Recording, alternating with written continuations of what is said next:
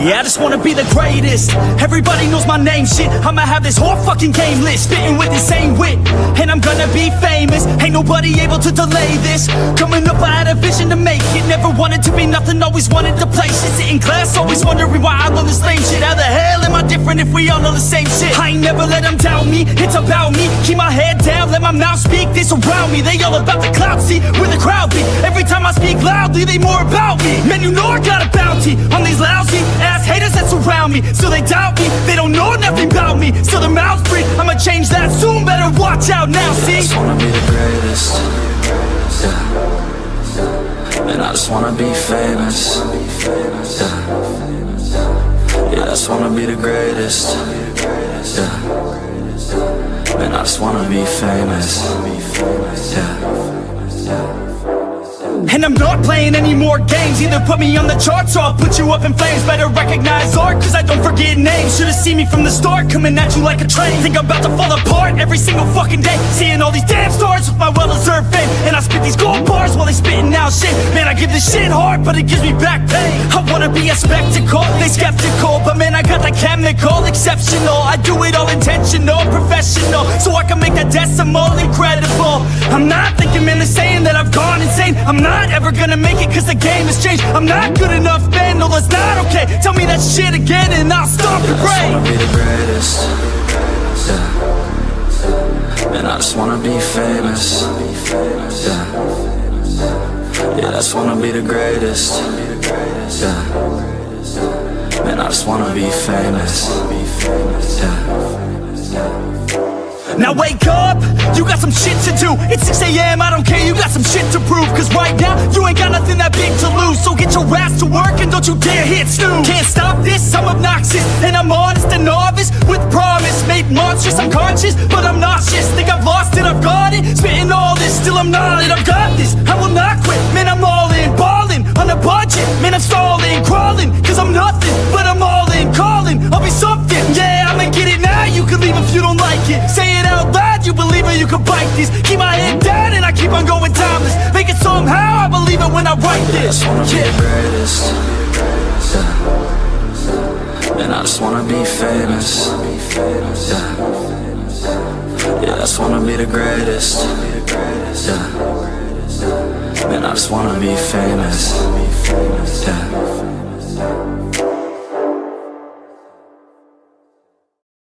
What is going on, everybody? I am AK Eagles. I may fuss and cuss, but you can count on me and my content like the fucking city bus. And hey, if you like the Wagyu, subscribe too. I appreciate everyone stopping in tonight and chilling with me and my boy Halftime over here to talk some Eagles football. Apologize right now, guys. My throat is fucked, so I probably will, sound like crap. But yeah, appreciate you, man, coming on. By the way, I got to congratulate you, man. You first and foremost, you started on the ground floor with me. You were one of the original, well, I'd say 4, One, I appreciate you being such a great friend for all these years, man. Knowing you from the time that you just started to where you are now, you're amazing, dude. And I've always told you that, and I am so happy, man, to see you finally get the recognition you deserve. I've been watching, even though I'm not on here. And I pop in, man, with you having 90 people in there and stuff. And I want you guys to know how much this man deserves this shit. I can't thank you enough for everything you have done. And it has been one hell of a ride to watch you grow, bro. That's what this network's about, friends and family. Bro, you know how many times I almost quit? You know what I mean? Yeah. Where I got, and you're like pushed through. So I got, you, my wife, my kid, but Mitch, you guys really helped me get through. I mean, I'm old. I'm an old guy. I just, sometimes I just say, yo, I don't need it. I can bounce, but you guys are awesome. Like, you guys show all that support. So I want to thank you. No, man, I just had to say that, dude, because I don't feel people tell you that enough, It's been exciting. It really has been exciting. It's been exciting. Like I always say, it's exciting, dude. Yeah. Like, I get goosebumps. No, I admire it, God, hell yeah. I'm like, I never get this shit happen, Yeah, no, I admire the hell out of it, bro. So I just wanted to say that before we started, because I noticed, I noticed a lot. I'm around everywhere, man. I don't say a lot sometimes, but I'm paying attention to everyone, Chad, what's going on, sir? He goes, what's up, AK in Philly halftime? I'm probably in and out because I might lose power out my way. 60-mile-an-hour winds. Yes, sir. I appreciate you, man, for stopping through. Shout out to everyone in here. Please hit that like button. It is free and it costs nothing. So just appreciate it. Jay of the Dogs got to do the old intro. Yes, sir. I saw that before it started. So I was like, what the hell? Yeah. What the hell? Thank you. Appreciate it, man. Thank you so much. Nubis, what's good, bro? That is my boy from Madden. Thank you for stopping through. And, we got a big play Slay up in here. Appreciate you, sir. Hope college is going well for you. Hope you passed all your classes, man. Got to be that straight A student that you are. Nina, how you doing? I hope everything is well with you and mom. Haven't been on Twitter a lot, but I'll try to. Wow, I said Twitter. It's X now, isn't it? See, I've been out of the game a long time, man. Hopefully your mom still does the Sunday victory dances and stuff. So I'll try and get back on this coming season, and hopefully she's still boogieing down with the victories. So hope all is well with you guys. Yes, happy Friday, Daniel. Appreciate you, sir. Daniel. And yes, sir. Always. Hey, what's going on further? How you doing? Go Birds in the building. Appreciate you for stopping through, man. So listen, dude, I asked you backstage if you kind of knew what was going on in this off season so far. I've been paying attention. I haven't really put my thoughts out there yet, and I guess you haven't either. So we're going to do it together. I haven't really I got to do some. I wasn't really caught up on everything that just happened, but. Well, don't worry, bro, because I got it all right here in my notebook. That's a little ass notepad. We must not have done much. It was my daughter's. I stole it. So, little pad for little people. Yo. Hey, listen, that thing was like my little black book back in the day, man. No, man. Hey, listen, dude. Back in the day, those things were popular, man. Yep. All the Wall Street men always carried those in their pockets and stuff, just to write down little notes and shit all the time. And, they were popular. A little black book. They're like, this ain't a black book. This is a notepad. Ain't no black book. Yeah. Now and then you even got smacked by those little black books too. Yes. Oh, you always had a beeper in the. You had to go freaking to the payphone. Like, what the hell? Some people are like, yes, "No, say what the hell's a payphone?" USA. How you doing, Phillies 2006? What's good, Philly? I don't do X anymore. Mama's doing okay. Doesn't dance as much. Almost 93, so things are a bit slower now, but we're blessed. Hey, I only hope I can live to 93. That's amazing. That'd be amazing. I'm right, man. That is a blessed life right there. So no, I'm happy y'all are doing well. So thank you for stopping through, Nina. So gotta ask you.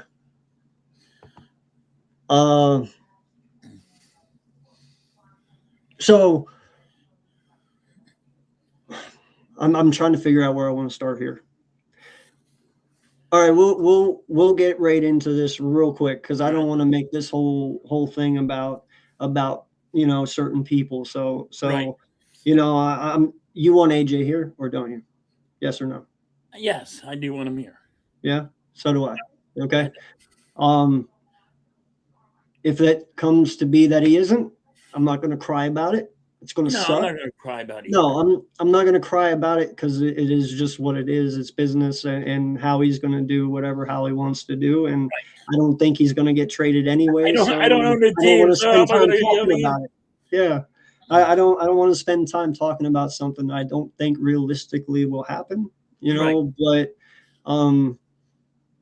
I it could. Nothing is off the table. I will never say nothing is. You know, I can't say that because I told Phil Seifel this morning that you can never say never. There's never a 0% chance something, you know, could happen. But I'd say there's a 90% chance it doesn't. You know. Right. Yes, there's a percentage that he could go if it's worth to take the punch in the face for the dead cap hit.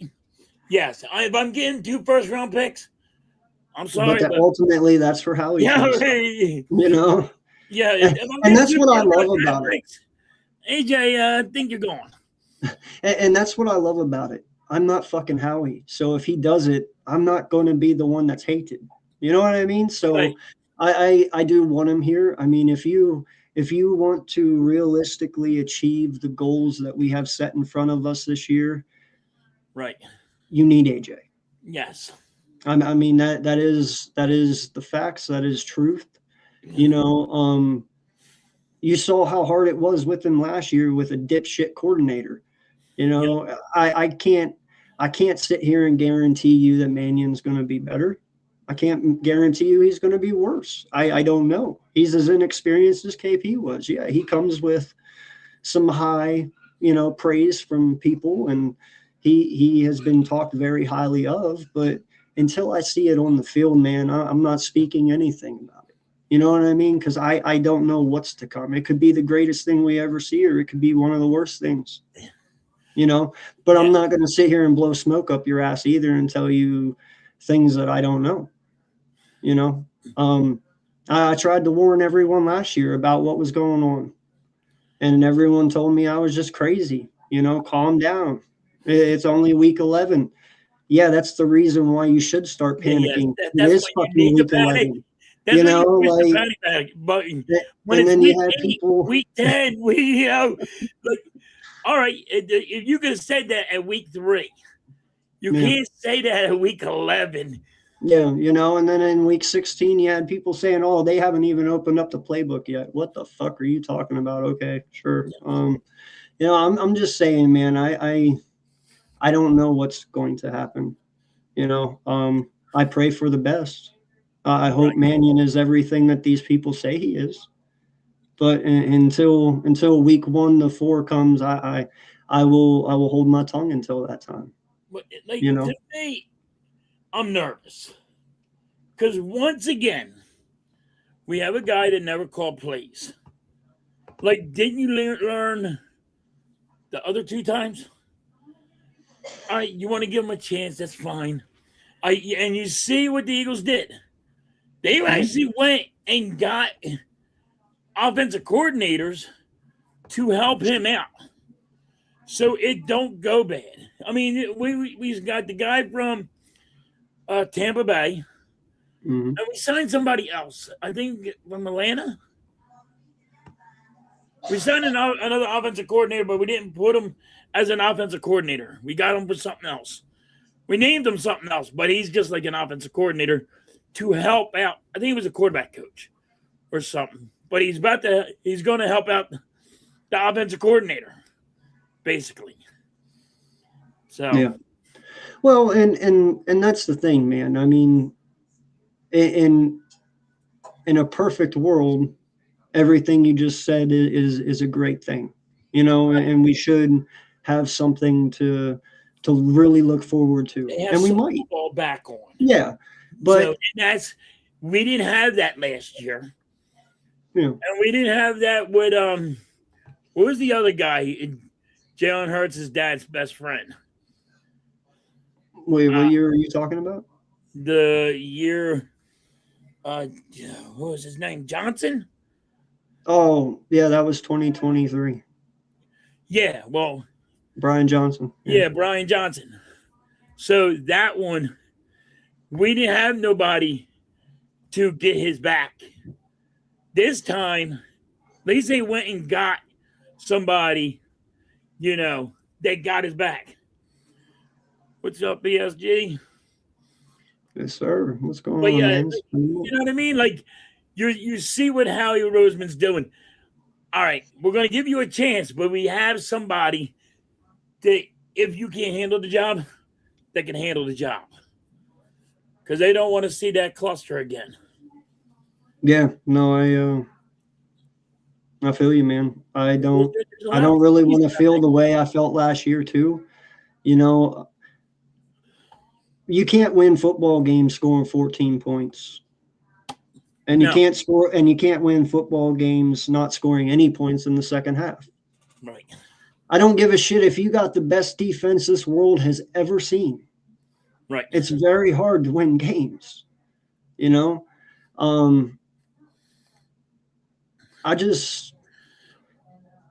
don't want, and listen, this is the way that I will put it.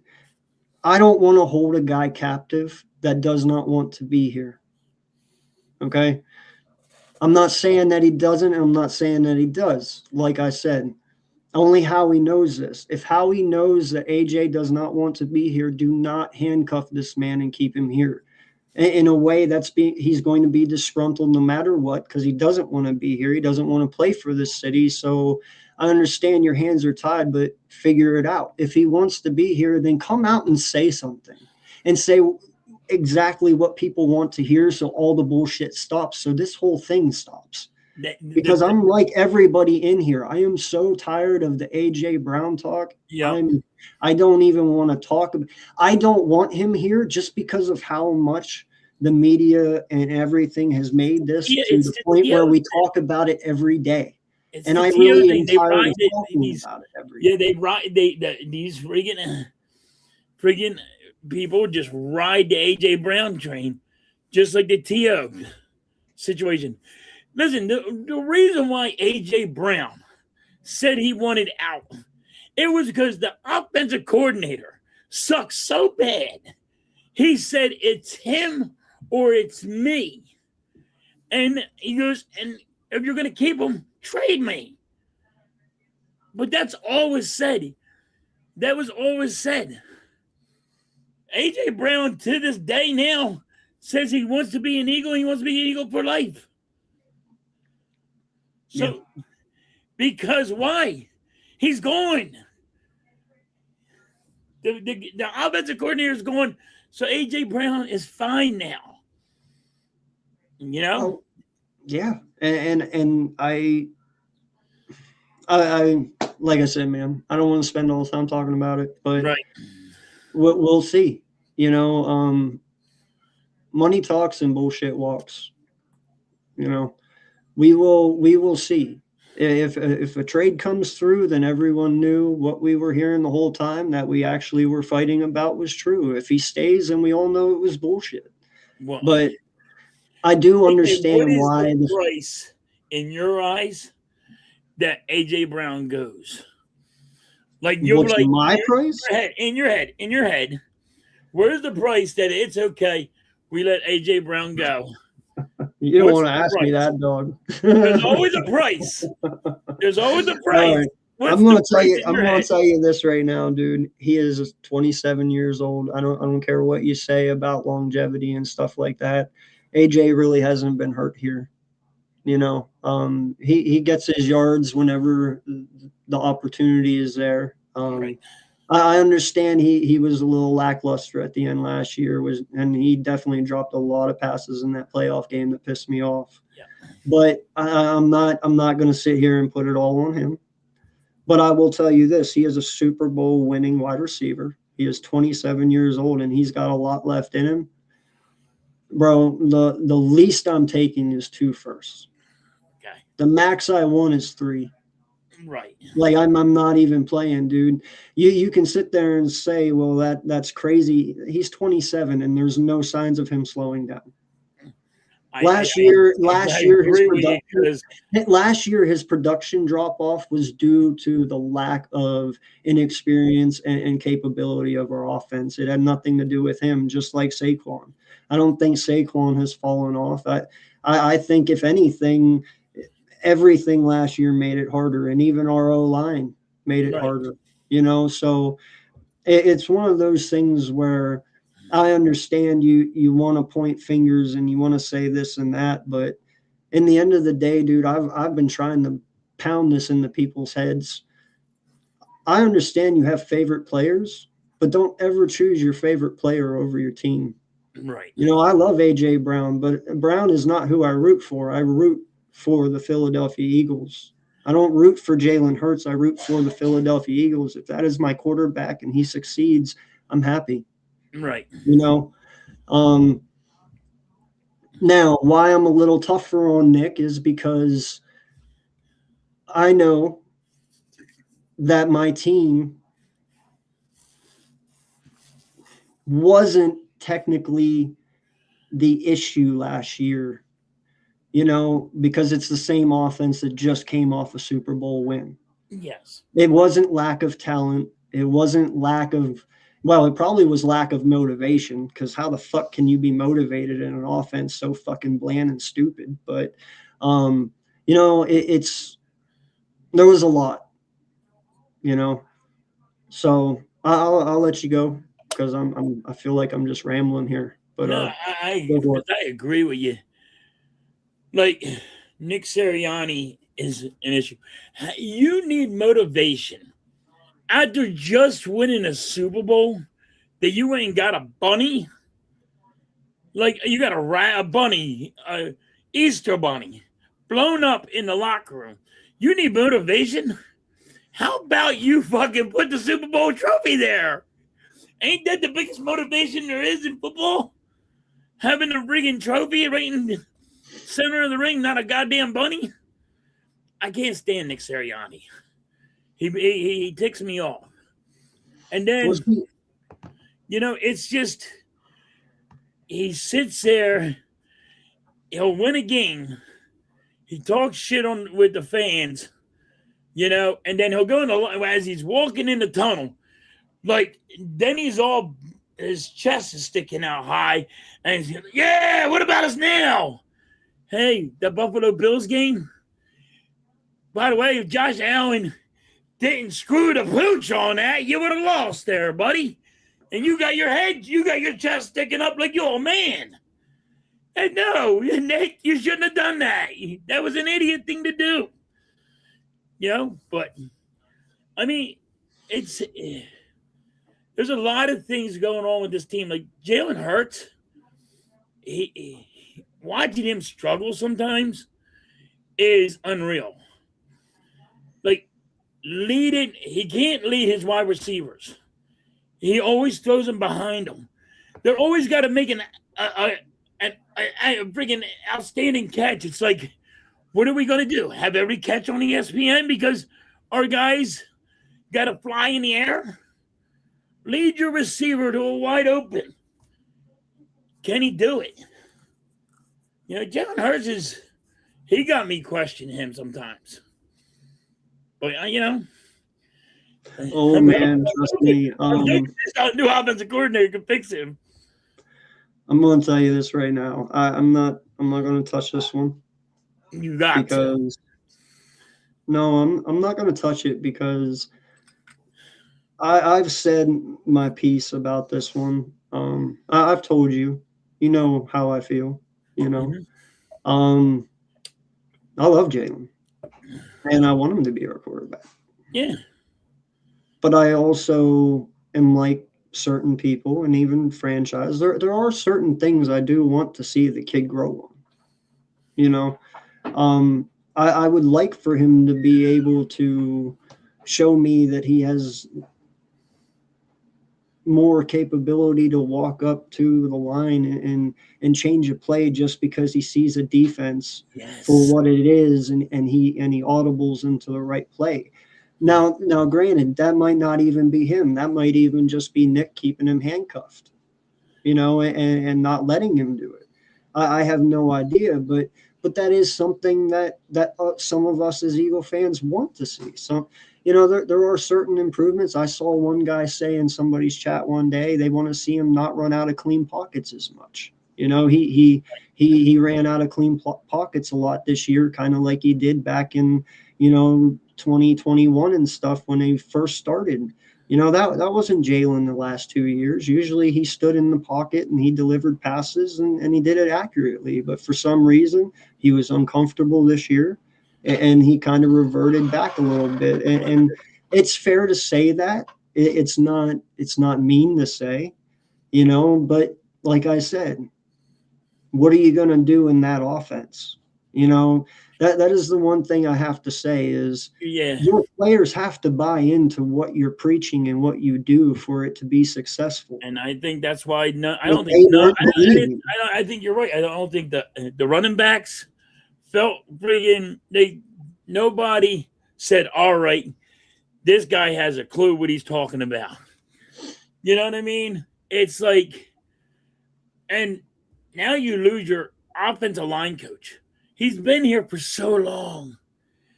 And you just let him go. And I'm okay they left, but the way he left, I'm not okay with. If he would have just said, hey, I'm retiring, I'm done, I had enough, all right, I get it. You've been here for so long. It's the way he left. It felt like he was pushed out.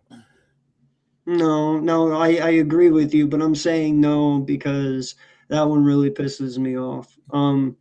First and foremost, I think he got pushed down. That's what First and foremost, that is the most fucked up thing I've seen our franchise do in a while. Nothing at all. Now, listen, I understand our O-line was crap this year, but secondly, being a run game coordinator, and first off, he had it taken away week 5, I think it was, or something like that. But anyways, he was at least the run game coordinator for a little bit. And obviously it wasn't there because your run game coordinator also has to believe in what you're doing as an OC. And not just that, but your run game has to match what he's doing and scheming as an OC. Coordinator since and the fact that I know, but that's my point. The fact that Stoutland was not able to get onto the same page as KP should truly tell you that KP had the issue because, listen, Stout has been through 3 head coaches, and our O-line has never been bad. Yep. Okay, now it's been bad because of injuries, but not because of production or development. Yeah. Okay. The injury bug that was the biggest bullshit thing I've ever seen. You can't sit there and tell me that Stout was the problem. No, Stout has proven time and time again that he can work with damn near any scheme in the NFL. Took a rugby player and made him the best left tackle in the game. He didn't know what football was. Like, come on. I just don't like how I just can't stand how he left. It felt like he was pushed out to me. No, it did. And that pisses me off because that man did a lot for the city, dude. He did a lot for the Super Bowl ring. He brought you 2 Super Bowl rings. He, like you said, he made a rugby guy who never played football into a fucking all-pro. Like, come on, man. And not just that, but the dude had to stand in for Jason Peters, probably one of the most iconic left tackles in the Eagles' history. And Dickers and Mailata did it well. And very well. Every time he doesn't do that without Stoutland. What about every time we lost a guard, AK? The next guy, bro, he turned Mekhi Becton into an all. He turned Mekhi Becton into an all-pro, and Mekhi went to the Chargers the following season and fucking sucked this year. That should show you. That's what I'm talking about. And we sit here and we let a guy like that go. Guards, put him in there, and it didn't look like he missed a beat. It didn't matter what guard it was there. You're like, oh, we got it. Now we're gonna the Eagles are gonna be friggin' weak. And it didn't look like nothing happened. Because Stoutland was just a man. Yeah, he was. And not just that, man, but what I loved about Stout too is, one, you could genuinely see he loved his players. There's not many coaches. There's not many coaches in the NFL that loves their players the way he did, man. You know, and two, he had respect.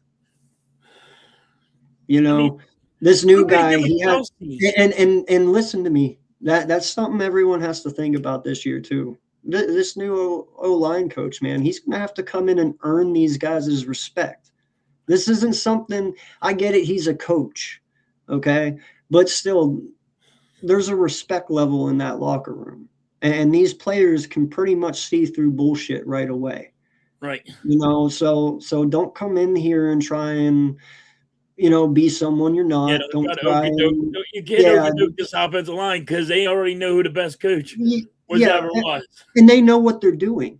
I mean, you got all pros on that whole entire line. This if you fail with this O-line, if Mannion fails with this offense, I'm fucking done, dude. I'm not even playing. Yeah, I'm not even playing. I'm done. Like this gets me nervous because look at Stoutland did with Kelsey. Kelsey was small. Kelsey was just not that strong. And here's Stoutland, like, yo, we got this. Mm-hmm. This is going to be your center, and you're going to love him. He told everybody this. You're going to love this guy. There's Kelsey running full stride with a running back and making sure he's blocking for the guy down the ring road. Like, but he came up with all these schemes to use it. Well, Kelsey made Kelsey great. I mean, Kelsey's a Hall of Famer, but, you know, Stoutland's one of the reasons why he is so great. Because he listened to him.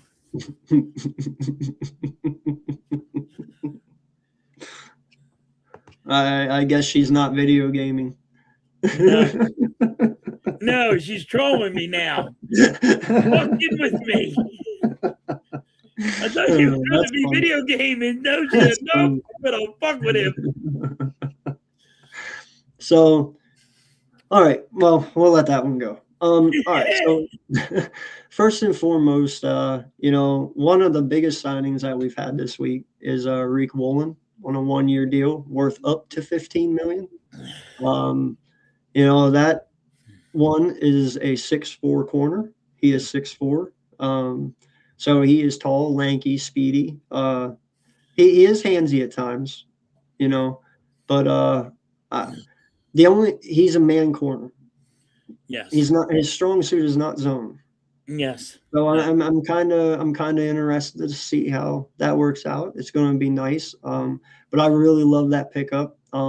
Way better than a Dory Jackson, I would say. Right. My only concern with this one, and this is truly my only concern. Do you remember Josh Jobe? Josh who? Jobe. Yes. He was our corner here for a little while. Never made it on the roster. He played a little bit, but not much. Yeah, Josh Jobe literally took his job from him. Yeah, and that's my only issue. Other than that, I love Reek. You know, I liked him in Seattle. I liked how they used him in Seattle. You know, but there's some times where, man, sometimes he got. That must have been your son. Your son's doing it. You know, he got bit, like, you know, he didn't like he got faked out so bad. It's like, what are you doing, dude? Yeah. No, he's a solid player though, man. One hell of an athlete. Yes. I've always wanted a tall corner on this team. So we got one. That's awesome. You know, you need it whenever you go up against Mike Evans and, you know, some of these other tall, lanky wide receivers. You're going with somebody who has a jump ball. Yeah. Yeah. You know how frustrating it was trying to watch a fucking hobbit like Avante Maddox fucking try and jump up and swat a ball, dude? Yes. It's like he's I got a 5'10". Yeah. Going against a 6'4" guy. I'm like, that's like me going against the goddamn 6'4" dude. No, it doesn't work out. It can't pan out. So no, I'm just happy that we got a tall corner. That's awesome, man. We don't do that much. Yeah, that was a good one. And then we just got somebody from Atlanta, right? Oh yeah, no, man. I actually called that one yesterday, like 6 hours before it happened. On Did you? Phil's, or wait, on Joey's channel actually. Yeah, I said, how about uh Ibakiti, and he was like, yeah. And then later on that evening, we got him. Now listen, he's So he's 27, gonna take a Jabu spot, right? huh? What's that guy's name? No, I think he's taking over for Uche and stuff. Yeah. I thought he was gonna take over because he can play his spot. Yeah, no, he's definitely an edge. He's going to play. Well, he's going to be a rotation. You know, he's 27. It's a 1-year contract. He has high upside. I mean, it is quite possible he really fits in with Vic's system and has a really, really good year. You know, and it's high upside or low risk, high reward. Really, You know, that's what he is: low risk, high reward. right. You know, It's he not might gonna work. hurt you to grab him, and all you're looking for the upside. Like you said, Yeah. it's a high reward, low risk, and that's what you need to do. That's right now how the Eagles have to do it because the salary cap. I think they only have $8 million, right, to work with. I don't know what we're at now. We restructured Landon Dickerson, so I think we saved some more money. All right, But I don't know exactly what it's at. yeah. So like if we get ready, if Landon Dickerson retires next year, it's only going to be a $6 million. I heard cap hit. That's, by the way, that is fucking crazy to think that Dickerson would retire next year.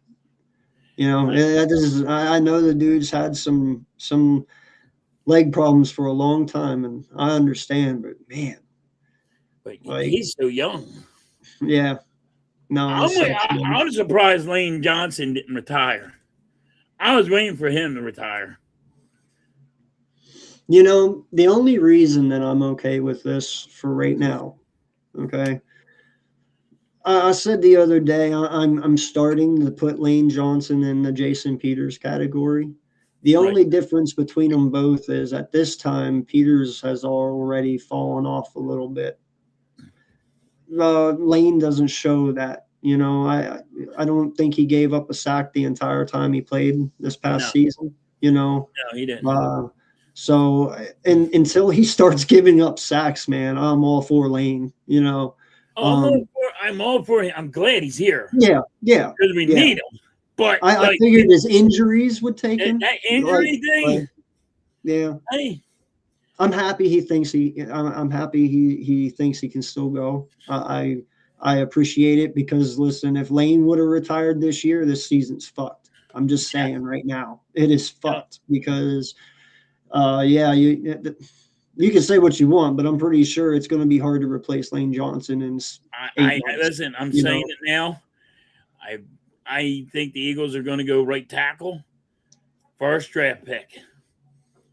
I think they're going right tackle, and just in case he gets hurt or when he wants to call it quits, they have somebody young and maybe he could teach them and show them the ropes and all, whatever.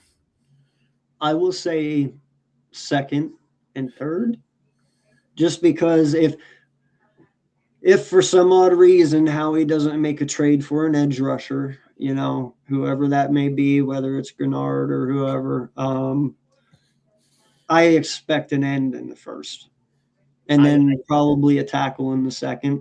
No, the only reason that I don't mind taking offensive linemen in the second and third round is there's good depth in O linemen. You can find a gem in the second round, in the third round, hell, even the fourth, in the fucking seventh, the last pick, Jordan Mailata. You know, like you can find linemen that somehow work out. You know, it's harder to find that edge. So I probably would assume he goes edge and then O-line. But no, I agree with you. If you're gonna, because even if Landon Dickerson, I said But this Dickerson, one you won't right? agree with me on.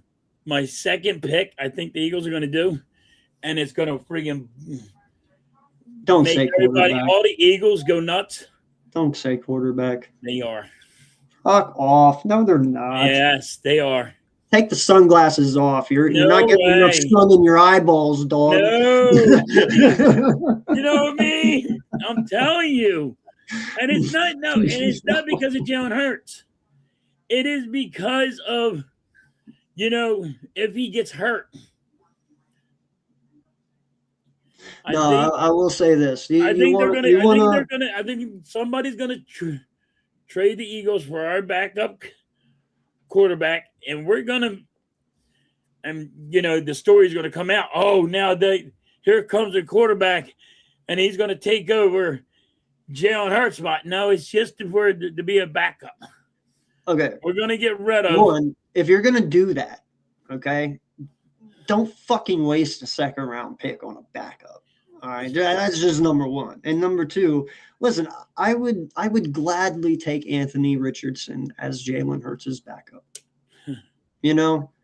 Granted, I know he's got a lot of flaws and he's crap, but that's why you grab him, because he is flawless and crap. You're not expecting to use him, right? No. Well, So no, I don't mind Anthony Richardson, and plus, who knows? Maybe Hurts can help him develop and get out of his head a little bit. I have no idea, but no, that dude's too far in his head. And Kyler Murray isn't. Oh no, he's gaming somewhere.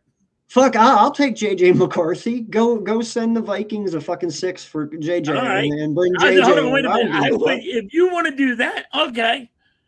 Yeah, you send a 6 or a 7 for JJ. I'll take and go get JJ. Okay.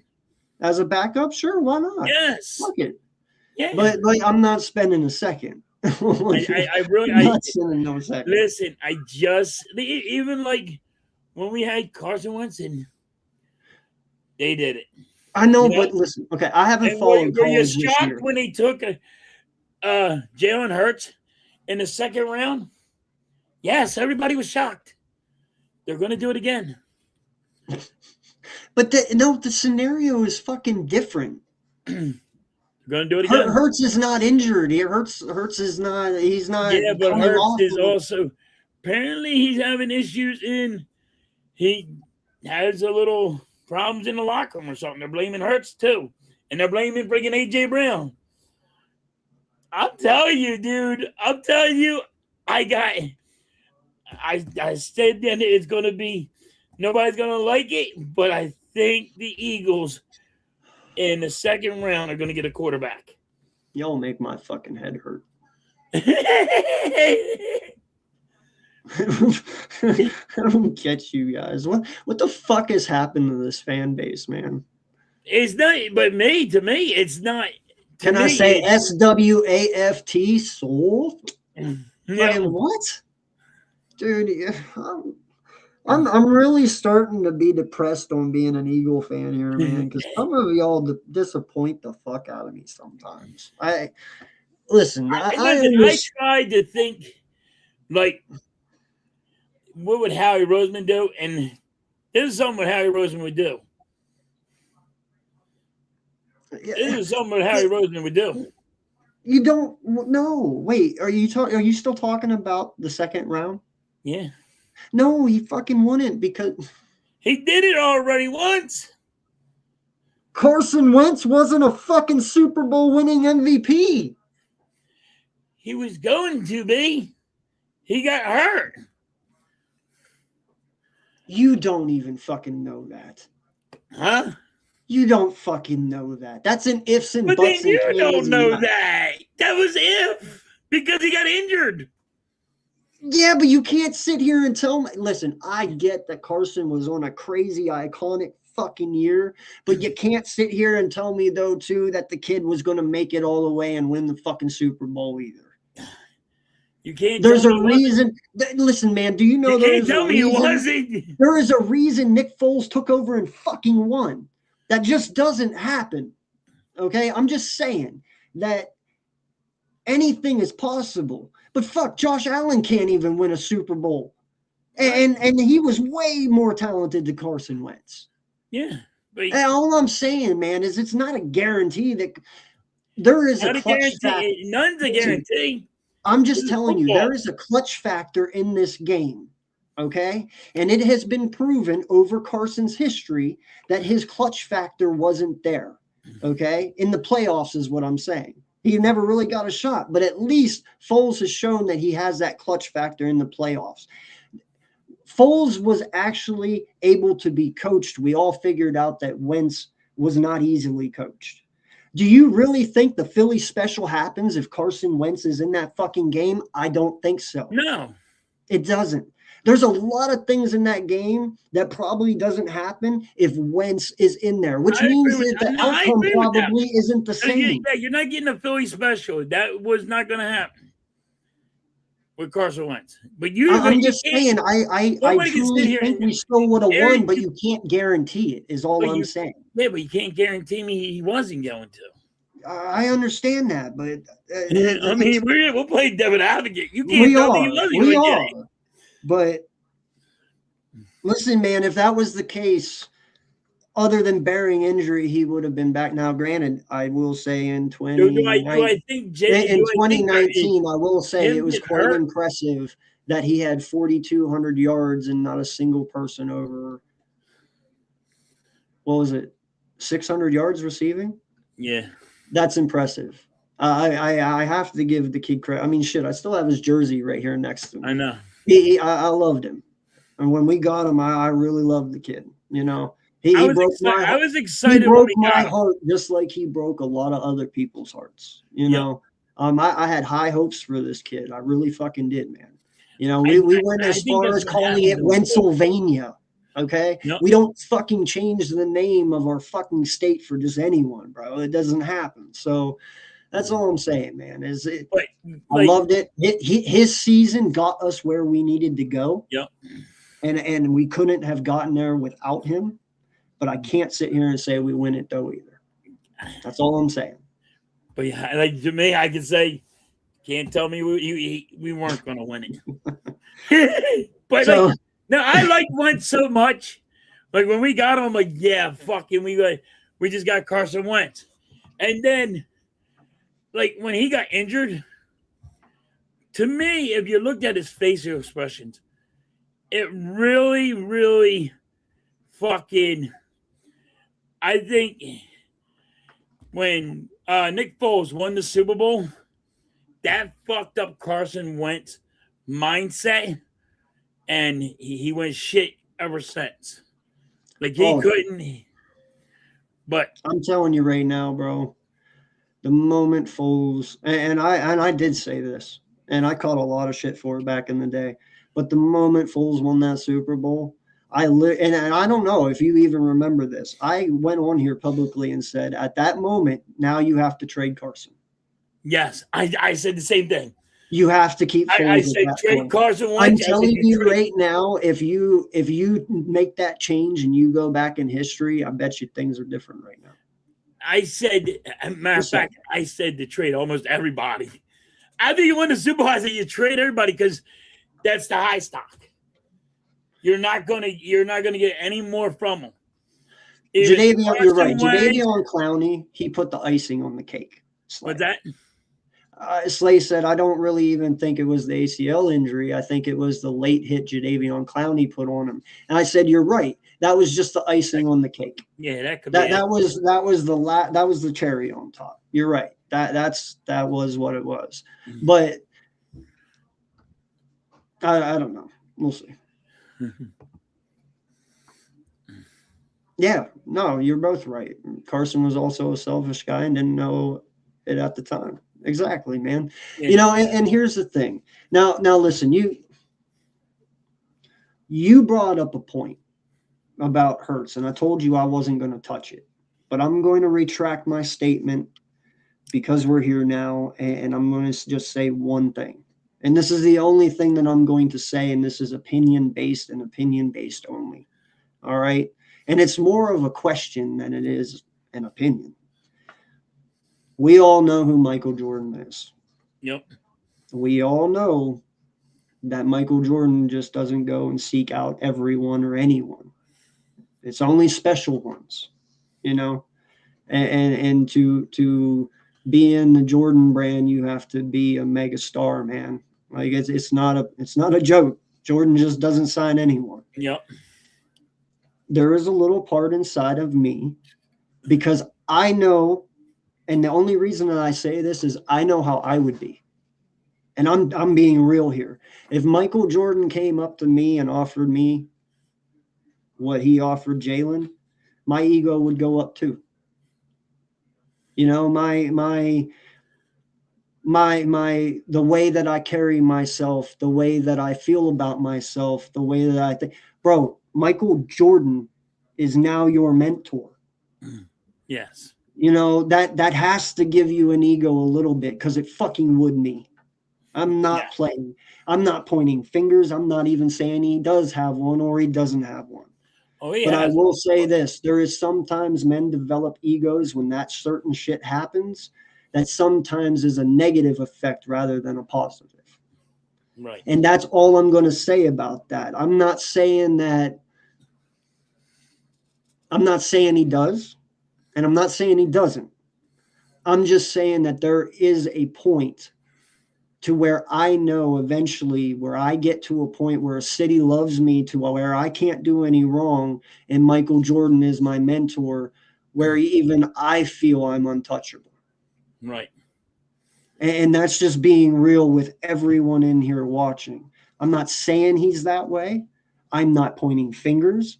I'm just saying there might sometimes, and that's where some of this AJ Brown hurts shit comes from. Right. Because here's the thing. If you're my friend halftime and I'm signed by Michael and I have that, I expect you as my friend to come and be like, bro, you need to check yourself a little bit. Yes. You know, like I truly as a friend would expect you to do that.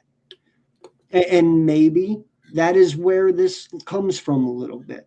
Right. It might not even be a beef like the media is making it out to be. It could literally be like, bro, where's the guy I knew? Where's the guy that, you know, is my goddaughter's? Why is all of a sudden I'm not saying that that's the way it is. They're like, yo, what's the big change about?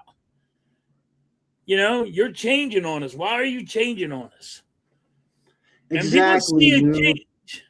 Exactly, Lou. Jalen can have an ego, but you can't let your ego become insecurity. Exactly. And that's pretty much exactly what I'm saying. And I'm not saying that's what this is.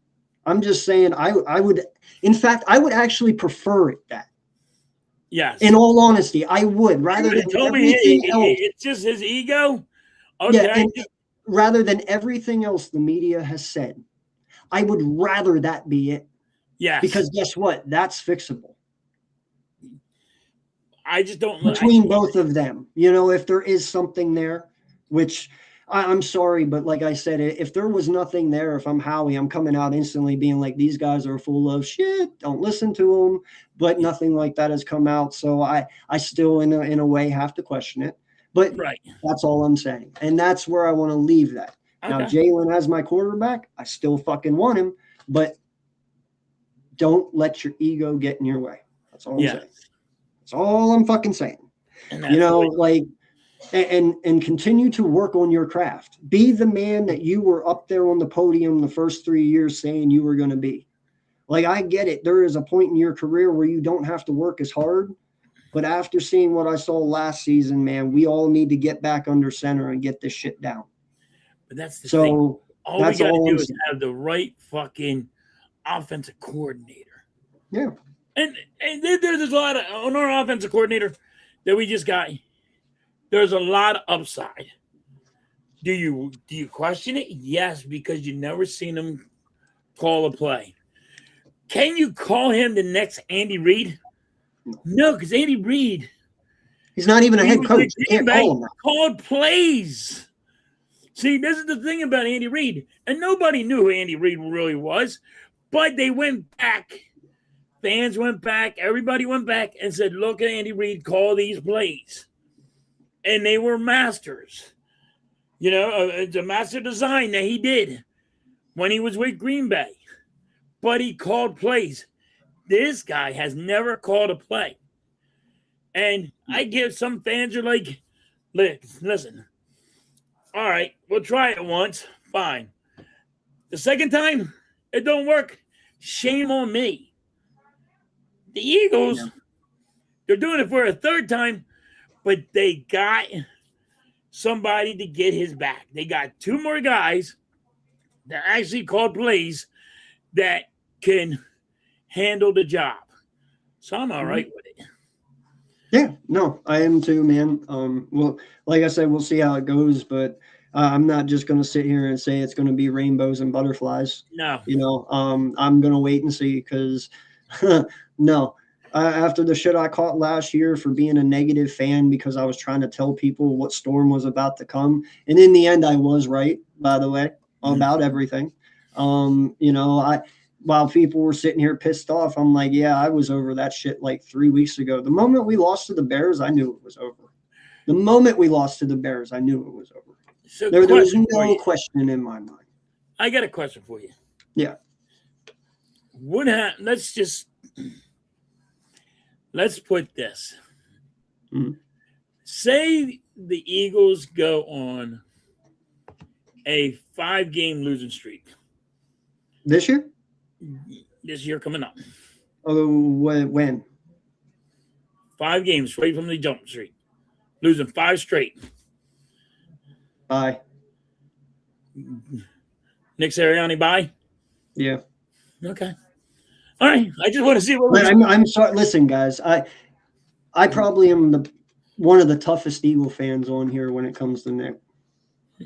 And you can disagree with me all you want, but don't bash me for how I feel. Okay. There is some people. Listen. The only thing you can throw at me is the guy wins. That's the only thing you can throw at me, and to me, that's not good enough. I'm sorry. It is all about winning, but I'm sorry. I can find other head coaches out there who can win. I mean, there was a lot of head coaches hired this year, you know, like a la Jacksonville head coach that everyone made fun of. And guess what? He fucking was successful, wasn't he? So all I'm saying is that they're always out there. I mean, we went from Andy Reid to Chip Kelly to Doug Peterson to Nick Sirianni. And we rambled off 2 Super Bowls in that time. You know, I'm not worried about head coaches. I'm not worried about that. I'm worried about my players and how they're developed and how confident they are in their scheme and connectivity. You know, there has to be some connectivity between the players for them to for them to be confident in how they play. You know, they have to listen. I guess people don't understand how hard it is to be a quarterback and a wide receiver in this league. You know, it is all about timing. It is all about everything between them. Right. Like these guys don't go out there and run over 5,000 slant routes a year for shits and giggles in the offseason. They do it for timing. Because Jalen knows the moment he says hut and that ball hits his hands, he can count to 3, turn to his left, throw it to AJ, and he's on his mark where he needs to be. If there is any moment at any time Jalen does not feel comfortable, everything is fucked. If there is a moment AJ does not feel comfortable, everything is fucked. Yep. And that is what I'm talking about. And that's how a pick happens. That's how friggin' an incompletion happens. Yes. It's just a timing thing. It is a lot of timing, man. These guys, they work their asses off to know where everyone's going to be. Jalen knows where Smitty's going to be damn near every fucking play. Yep. Or at least he should. That's their job. Yep. And if 1 second is fucked up in that entire play, the play is completely off. Yep. It could be a nudge. It could be a bump. You know, it could be a slip. How many times have we seen people slip on out routes and the ball's incomplete just because of one little slip? Yep. One little slip, and my coach got scared and said, "We're not throwing any out routes out there." No, it's not happening. So that's all I'm saying, man. Like, Is even if you look, Saquon Barkley missed a couple of passes, hey, you can watch him slip, or you can watch anything. It could just be a timing thing where it's behind him or something. But that's what happens. What's good, Charles? Charles, you're awesome, man. appreciate you, sir. Thank you. But I guess you're to keep exactly, the you're mood exactly about our right, team. AK. It's a timing thing. It's how do you, if my thing about Jalen Hurts is he has to lead his receivers or his running back, whoever he's throwing it to, his tight end. He has to lead them. He's always throwing it behind him. And that's a timing thing, just like you're saying. But Well, and listen, sometimes the short ball is necessary. Sometimes when Jalen throws those back shoulder throws short, it's necessary. He does it on purpose because of how the corner is positioned. That is the one thing I will say. No matter how much you hate Aaron Rodgers, the dude is probably the best thrower of the football you'll ever see in your life. And it's because what you said earlier.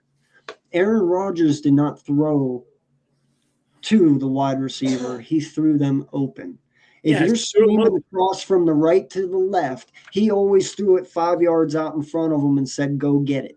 Because either you're getting it or no one's fucking getting it. I understand what you're saying by that. But I will sit here and tell you as well, and I'm not even playing, bro. I like Jalen's arm, but his arm ain't like that. No. No, I like Jalen's arm, and I only want him to use it for what he uses it for. But his arm ain't like that. Yeah, I have no problem with it. Jalen Hurts, me and you always talk. I said Jalen Hurts is not the kind of quarterback that can throw to over 4,000 yards. That's not his game. His game, he's going to throw for about 3,000, but he's going to run for 1,000. Yeah. Now this year, he didn't run that much. I'm blaming on the offensive coordinator and not on Jalen. I hope, but I'm hearing Jalen said he don't want to run no more. I'm hoping that's wrong. And I'm hoping Jalen Hurts starts running again because that's 1,000 yards that he needs to do. Because if you're going to just tell me he's going to only throw about 3,000 yards and never get to 4,000 and, sit in the pocket and just try to air it out, that's not his game. Right. That's not his game. He's going to go down. How you doing, buddy?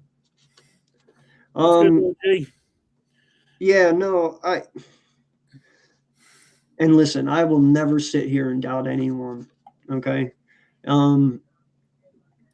I feel Jalen could actually turn into a very decent pocket passer if he worked at it. Especially from going off of last year, because like we said earlier in the show, one of his downfalls this year was sometimes he ran out of clean pockets. Dude, if you want to be a pocket passer, you can't be doing that. Right? I get there is a point of sensing pressure. There is a point of knowing when to bail and get out. That's the thing I'm talking about. You got to get that down a little more. Sometimes he gets scared too soon. His first instinct is take off. Yeah. Sometimes he gets scared too soon and bails too early. Yes. You gotta trust your big boys. That's what we have them up there for. There's a reason that Mailata's 6'8", 340 pounds, because it's hard to move him. There's a reason that Lane's 6'5", and all these guys are big boys, because they're here to protect you. So let them do their job. If you get sacked in the pocket, then yell at them. Yes. But stay in the pocket and do what you got to do, man. Right. If you're going to try to be a pocket quarterback, this is what happened with McNabb, though. Oh, God, don't get me started. No, it's like what happened with McNabb, though. McNabb was a running quarterback, mobile quarterback, running and all. And then he decided, I'm going to beef up. I'm going to get bigger. I'm going to get bigger legs, and I'm going to get stronger, and I'm not going to run. I'm going to be a pocket quarterback. Yeah. And that fails. You know what I mean? That fails to me. Yeah, no. Donovan's tough, man. It's a love-hate relationship with me on him. You know, too many times that little motherfucker broke my heart. You know, so close, so many times, man. Yes. But you know, it wasn't all him. You know, but yeah. So anyway, yeah. So, hold on. So what about the Jalen Carter thing? Really? Me and you could talk a lot, dude. I love this. I know, but And we never go live on this. We should always go live when we talk. Okay. Listen.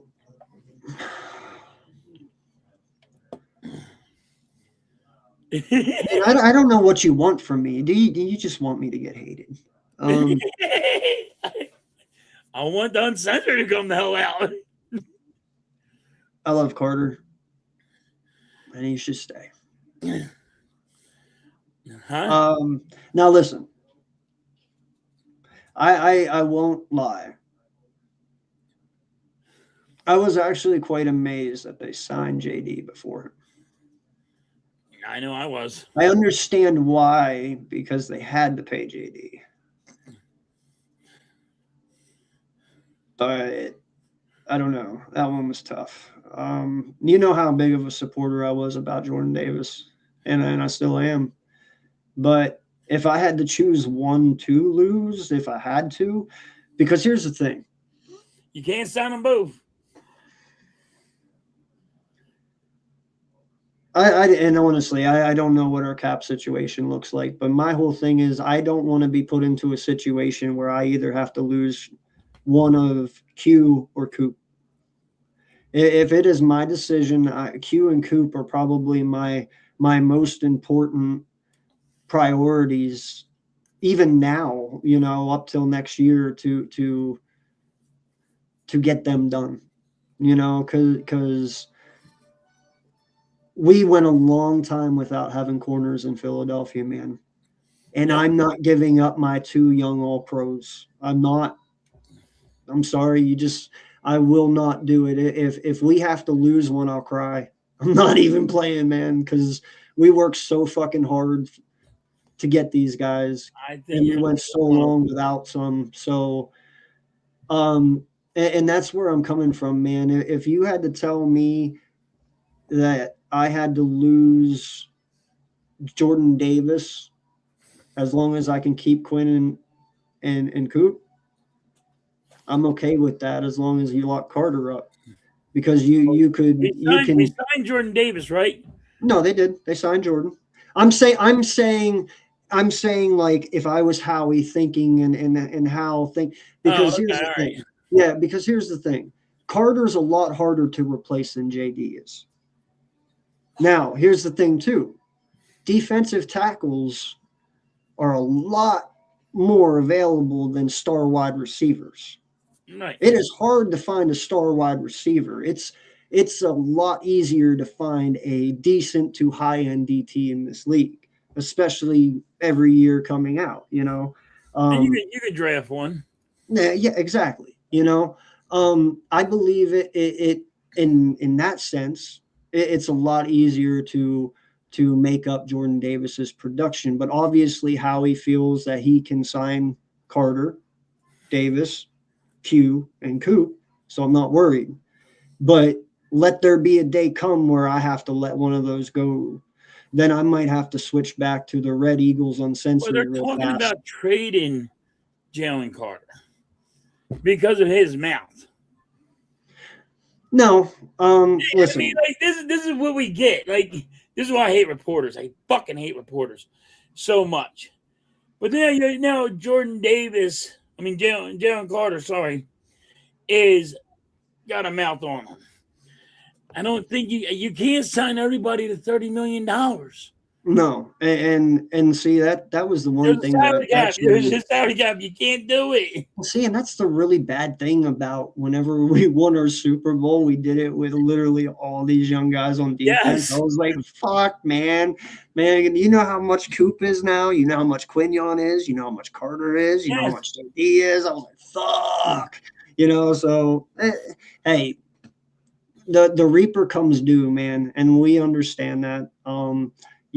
I'm interested to see if he can do it, man. Cap is tight this year. I don't know what it's going to be like next year. But before I do anything next year, Q and Cooper are the two off the board first. That's the very first thing I'm doing. Hell, I probably wouldn't even wait till the end of the season if I'm him.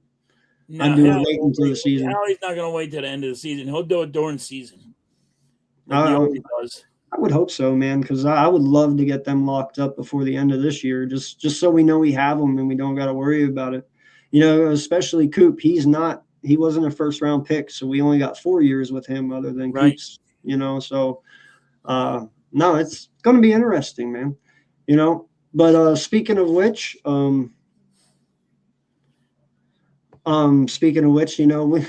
first off, they better fucking bring back Dallas Goedert. I'm just going to say that right now. God, they have to bring him back. They have to. $20 million pick. All right, you split it between 2 years. That's $10 million a year. Yeah, and you can't take the dead cap. People are right about AJ Brown. That's 27. Guess what? That's 16 million this year, and the rest next year. That's just too big of a cap hit. If you lose both them guys, you got to keep Goddard. Yeah, and listen, man, they went out and they signed Johnny Munt for the 1 year. Dude's 31 years old. He's a great blocking tight end. Fantastic. But that does not help me in yards. Listen, I'm going to tell you this right now, and you can fucking argue with me till you are blue in the face, but I will sit here as an Eagle fan and God's honest truth tell you the only fucking person on offense this past season that deserves any fucking money at all is Dallas fucking Goedert, because he is the only one that showed up the entire fucking season and did his goddamn job. And that's the guy you're going to No, you're right. That's the guy you're making wait. That's the guy you're pushing off. The one dude that had a great fucking season for you while everyone else was shit. That's you know why, right? Good job. You know why, right? You know why, though, right? Yeah, but it's bullshit. It's just the injuries. I don't give a fuck. But I'm just saying, you know what it is. I'm like, it's... First and foremost, Johnny Munt and fucking Grant Calcaterra is far worse than Dallas Goedert. Yep. I mean, that is far worse already. So you have to sign him. I'm sorry. Dallas you got to sign him. Goddard was the only. He was the only positive to last year. The only fucking positive. Seriously. You don't sign him. It's a $20 million cap hit. You don't have it. I'm not saying that. I'm not saying that you do that, but I'm saying you got to bring him back. No, you got to bring him back. But I mean, like what I'm saying is, to Howie Roseman, you got to, but I don't know. You can't sign everybody back. We don't have it. Listen, man. You know what you do? He already started doing it. He did it with Landon. But I'm going to tell you this right now. If I'm Howie Roseman, I would probably start thinking about restructuring Hurts' contract a little bit. Jalen Hurts. I mean, let's put it this way. Jalen Hurts, Lane Johnson. Let's put it this way. If Jalen Hurts is all about winning, he'll do whatever he has to do to free up some money to win, right? Right. That's the whole point of this. So if that's the case, then you got Lane. You restructure Lane. You restructure some of these old linemen.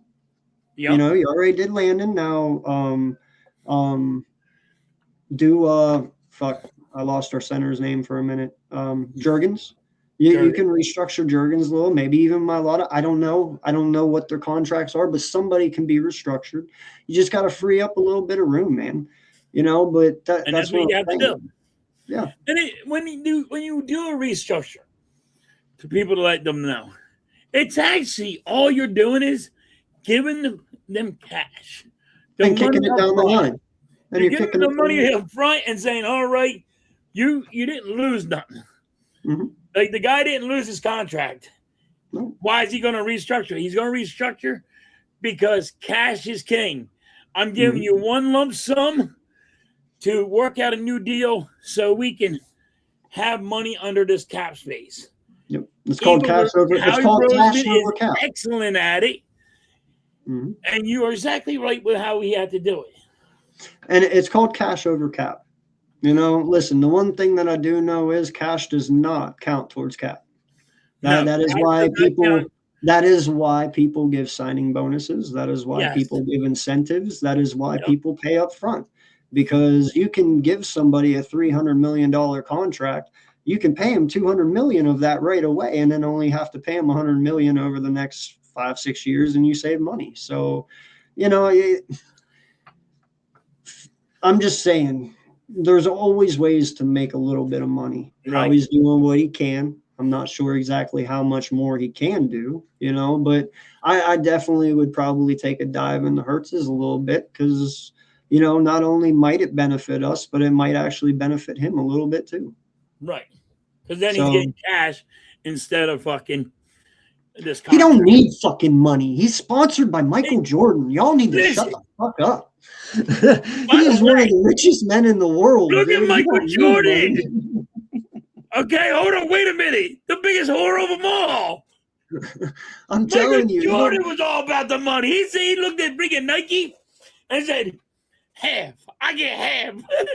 Bro, I am telling you right now.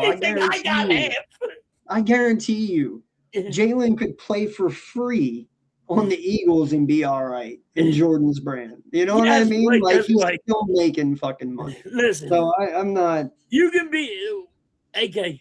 Yeah. Why is a billionaire a billionaire? If he had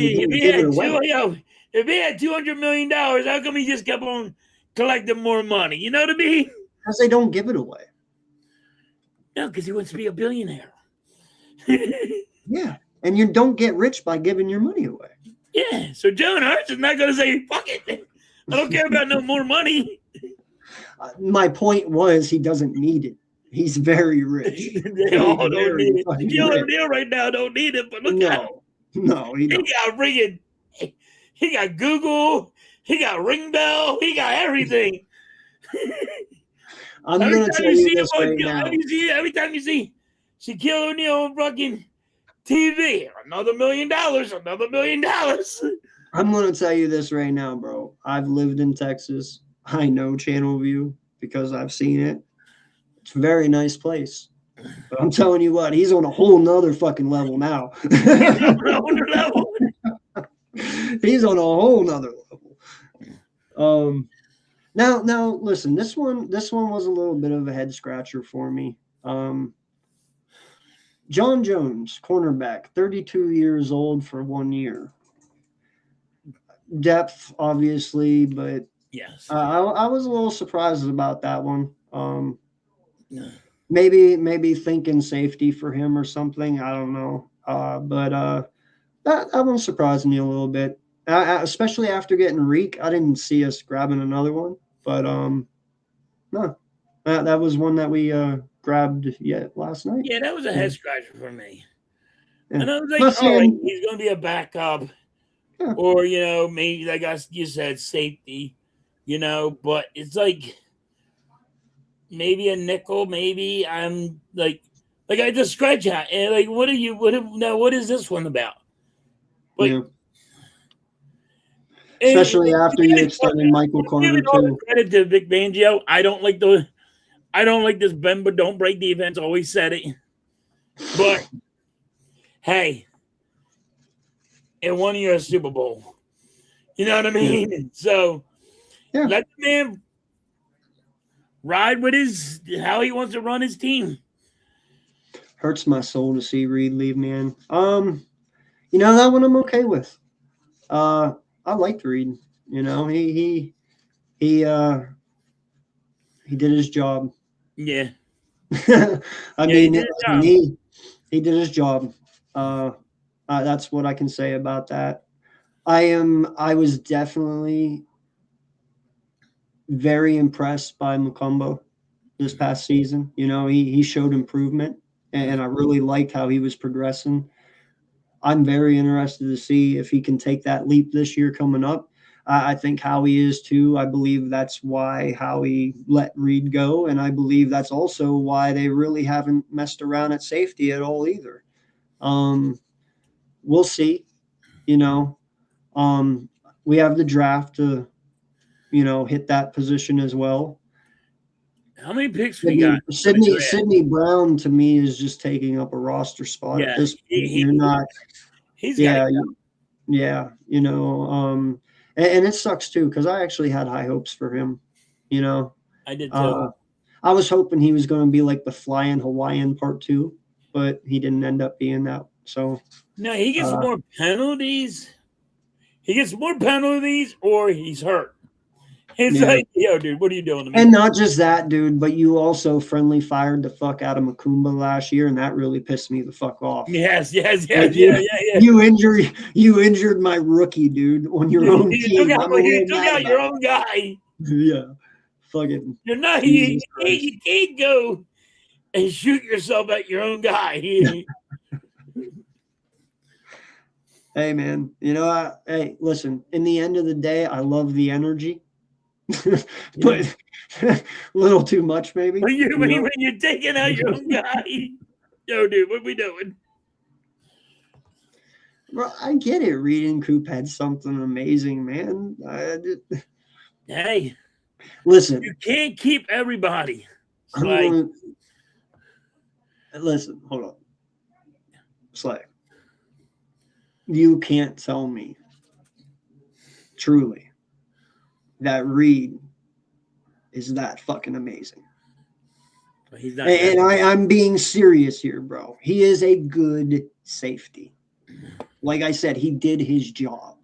Right. But to think the man isn't going to be replaceable, that's no. You can easily replace Reed. I get their chemistry was really good, but listen, man, Coop don't need chemistry. He's a fucking freak. He's going to be good no matter who his safety is.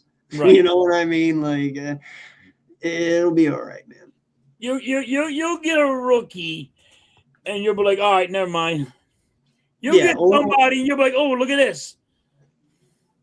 And Mukumba and him might have a really good chemistry. You never know. Seriously. So we'll see. I like what we have. Everyone that we released, it's only because we drafted those positions. Like letting Dean walk. Now that whole camel shoulder thing coming out, I don't know what's going to happen. We'll see. I expect him to be ready week 1, but things have been said, so we'll just wait and see. But I really like Trotter Jr., man. I expect Trotter Jr. to make a step in year 2. And not just that, but Moden. I actually think Moden, I think that's how you say his last name, by the way. But the Moden, the guy we drafted last year, I really think he is a sleeper linebacker. One, dude's a freak specimen when you look at him. Like, he's jacked for a fucking linebacker. Yeah, he's jacked. He's very quick. He's twitchy. Yeah, he can tackle. I think Molden is going to be very, very sneaky, man. He might show his face a little this year, but I bet you in about 2 years, give him 2 years. I bet you he's that I'm kind of mad that we didn't get. And this is just because I wanted to see it happen. Mm-hmm. I wanted Oswald Jr. He just went to Pittsburgh. Wait, right? What? Sorry, I was reading the guy from Junior from Pittsburgh. What's his name? Oswald, right? Is that what his name is? Oh, no. God damn it. Now you got that. Junior, no, I know. Hold on. He was an Eagle. His dad was an Eagle. Asante, or Asante Samuel Jr. Asante Samuel Jr.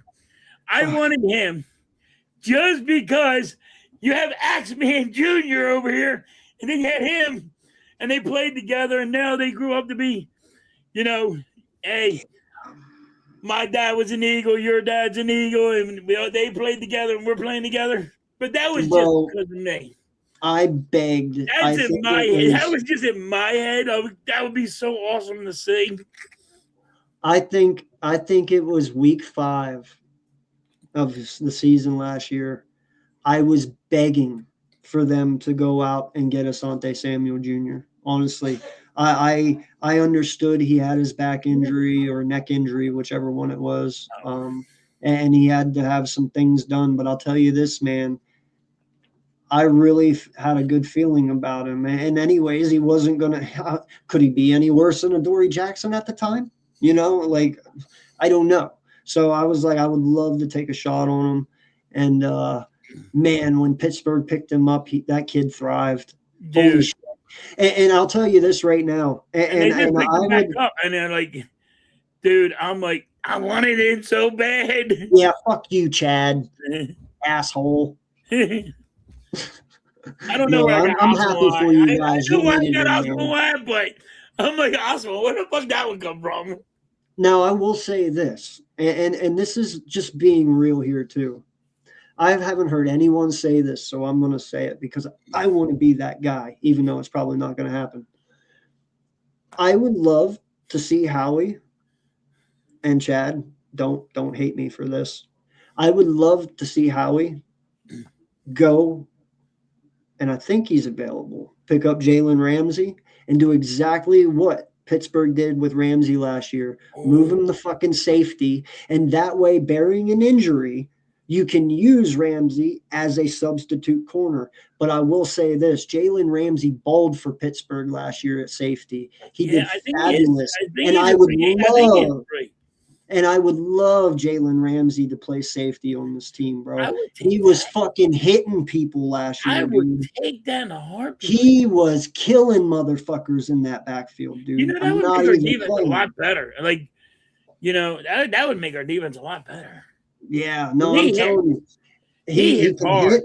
He can hawk the ball. And I'm telling you right now, bro, bearing an injury to Quinn or Coop or anyone out there, he can easily step in and fill a hole, and we can be comfortable. Right. I am so looking at grabbing Ramsey. Plus, I want him on my Madden team, man. Tired of not having Ramsey on my team. That's what it is. You want him on the Madden. Well, no, but I'm telling you, he literally balled out for Pittsburgh last year. No, he really did. No, he did. Yeah, he's not yet, but isn't he supposed to be next week? I think. It's about time. But I will easily send you a 6 for Ramsey. I mean, you did just get Brisker after all, so you don't need him. Yeah, Pittsburgh just got Brisker. I don't know. Everybody's giving up 7s. I'll give you a 7 for Ramsey. Right? You see all these moves where it's only a 7th round pick? I'm like, yeah. I thought you gave up. Got was a 7th round pick for it. That guy, I'm like, why is Howie Roseman not doing this? Chad, let me ask you this, bud. Do you want Ramsey back? Seriously, I just want to know how you feel. Do you want him back in the backfield as safety? He's got to want him back. He did really good last year, man. I don't know how many people in this chat watch Steeler games, but he did a good job. I do, because my friend's daughter is a big Steeler fan. My wife's a Steeler fan, so I'm fucked. I have to watch. She's like, let me show you how it's done. This is how the freaking Steelers go to freaking in the playoffs and win one. Well, it hasn't been that way. Well, listen, it hasn't been that way. They did it last year. I said that they were going to win a playoff. By the way, can I have my flowers on that? Because I remember at the beginning of the season, when I made a special appearance on a weekend show, I got bombarded not only by Eagle fans, but I got bombarded by fucking Steeler fans for fucking saying bombarded by a Steeler fan. Chad was one of them. Chad, No, I got them guarded by fucking Steeler fans saying I'm crazy because I had Pittsburgh winning the division. And I said, dude, you don't even know. They have not had a quarterback, even though he's old, like Aaron Rodgers in 5 years. I was like, he'll do just enough to do what he has to do. Pittsburgh's winning. And everyone fucking went off on me. Who was right? This guy. Just saying. Sorry, I have to take my own flowers. I said, hey, they're going to be in the playoffs. They're going to win one. They're like, are you crazy? I'm like, no. You do it every year. Like, what is the problem? What do you not see? Then they let their coach go. He just walked. Oh, dude, I'm going to tell you this right now. Pittsburgh is in for a really bad year. That's going to hurt Pittsburgh. Pittsburgh's in for a really bad year. I'm so sorry you went out and got that Michelin-looking motherfucker. I'm telling you right now. I fucking hate. I'm sorry. I fucking hate McCarthy, man. One of the most overrated fucking head coaches in life, bro. I'm sorry. He won fucking Super Bowl with Aaron Rodgers. Fuck out of here. I'm telling you right now. Even my stepson, who's a Packer fan, fucking hates McCarthy. He respects him, but he hates him too because he could have done so much more. Nah, dude, you don't even know. You don't even know. That team is so fucked. Listen, did you see what he did with the freaking Dallas Cowboys? Y'all get ready for a rude awakening. Dude, and you know I back Pittsburgh all the time. Hell, I stood on my ground last year. I am strictly telling you right now, they are fucked. He got a Michelin, man. I'm sorry, dude. I fucking hate that guy. Oh. Fucking, I don't know how you can get out of the NFL for how many years he did and come back with that same fucking shitty offensive scheme. Like, bro, you didn't learn a fucking thing the entire time you were out. Like, and that was the one thing Packer fans always fucking gave him shit for. He never ran the ball. He doesn't run the ball. He'll never run the ball. He's never running with the Steelers. No, he won't run the ball. I'm telling you right now, dude. Who was the halfback they just picked up? Oh fuck, help me out, Chad or Slay, somebody. Dowell? Wasn't it Rico Dowell? Yeah, I believe so. Yeah, dude, they're not running the ball. Like, they're going to be a pass-heavy offense. So just be ready for Pittsburgh to throw the fuck out of this ball. Did they bring him in because they wanted to keep Aaron Rodgers? A little, maybe a little bit, yeah, but I also think they did it too. Aaron Rodgers hate him? Aaron, who doesn't like hate? A feud? Unless Aaron Rodgers, I love football, but bro, the only person Aaron Rodgers doesn't hate is himself. You realize that, right? The only person that Aaron Rodgers doesn't hate is himself. Literally. He hates. He likes. He likes Brett Favre. No, he doesn't. He wants to follow in the goddamn dude's foot fucking steps. No, he doesn't. He does. He likes Brett Favre. I'm pretty sure him and Favre don't get along, but I don't know. No, I think he does. Because look, where'd he go? He went to the Jets. They're very similar though. Like it is funny how their careers have gone. They're very similar. Rodgers goes to that freaking. The only place he needs to go is Minnesota. There's Brett Favre in the closet. All Aaron Rodgers has to do is go to the Vikings and he completes it. That's it. Yep. That is literally it, because that's what Favre did. He went to the Vikings his very last year, and that was it. So they're so similar. And everybody thinks, hey, Aaron Rodgers, all you got to do is not go to the Vikings. Don't follow his footsteps. No. Talk about it. Bro, okay. Well, we're gonna, since we're off Eagle news at the moment, well, let's travel down this fucking rabbit hole. Another team that's fucked, Minnesota. What the fuck are you doing? Yeah. What the fuck is Minnesota doing? All right, are GMs getting fucking stupid? Yes. Like I'm sorry. The more and more some of these teams go down the same rabbit hole over and over, I'm like, how the fuck do you have a job and I'm sitting here at home doing this? Give me a team. I'll show you how to fucking build a team.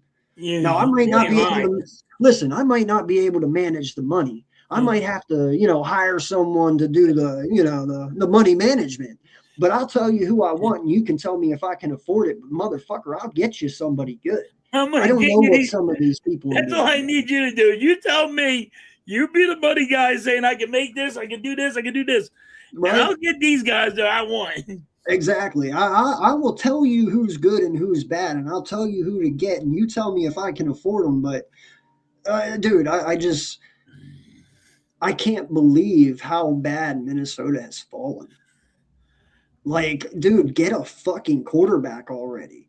And the Colts, listen. Hold on. Why did the Colts give Woods Colts so much money? Daniel Jones. People will tell you he deserves it, I guess. Well, listen, he had How a did he deserve it? He's getting he's getting $50 million, right? I don't know. I don't care to read his contract. Listen, I know he had a decent season last year. I know he did really good compared to his other years. He looks splendid. And he can't stay. I understand that. He can't stay. But I'm telling you, man, I have been pleading and banging the desk over and over. We are way too outrageous on some of these quarterbacks now, man.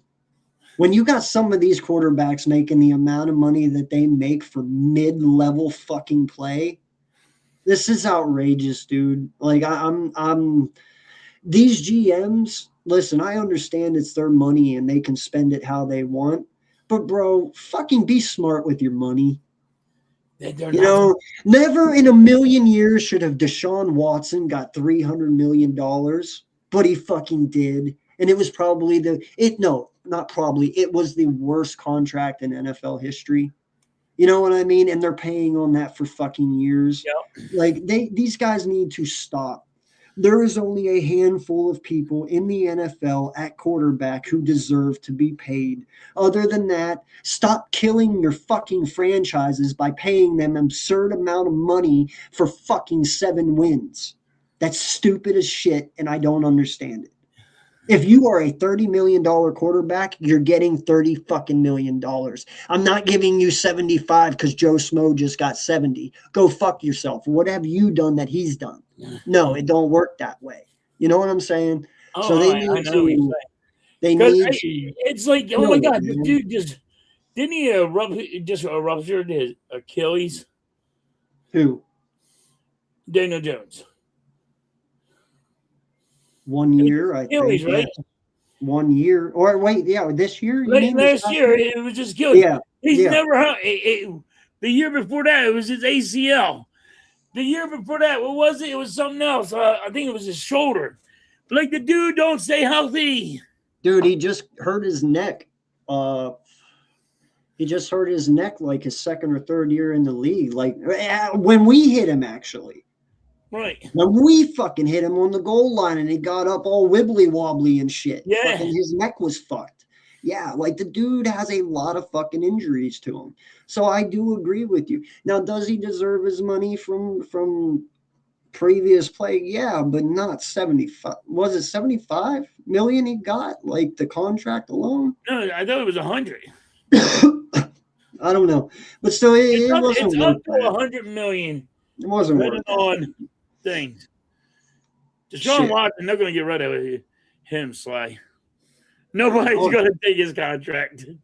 I'm just saying, man, these owners just need to be smarter with their fucking money sometimes. I get quarterback is a prime, and it is probably the most important position in football. But up until this year, you can't sit here and tell me that Trevor Lawrence deserved his contract. Up until this fucking year. Yeah. He didn't.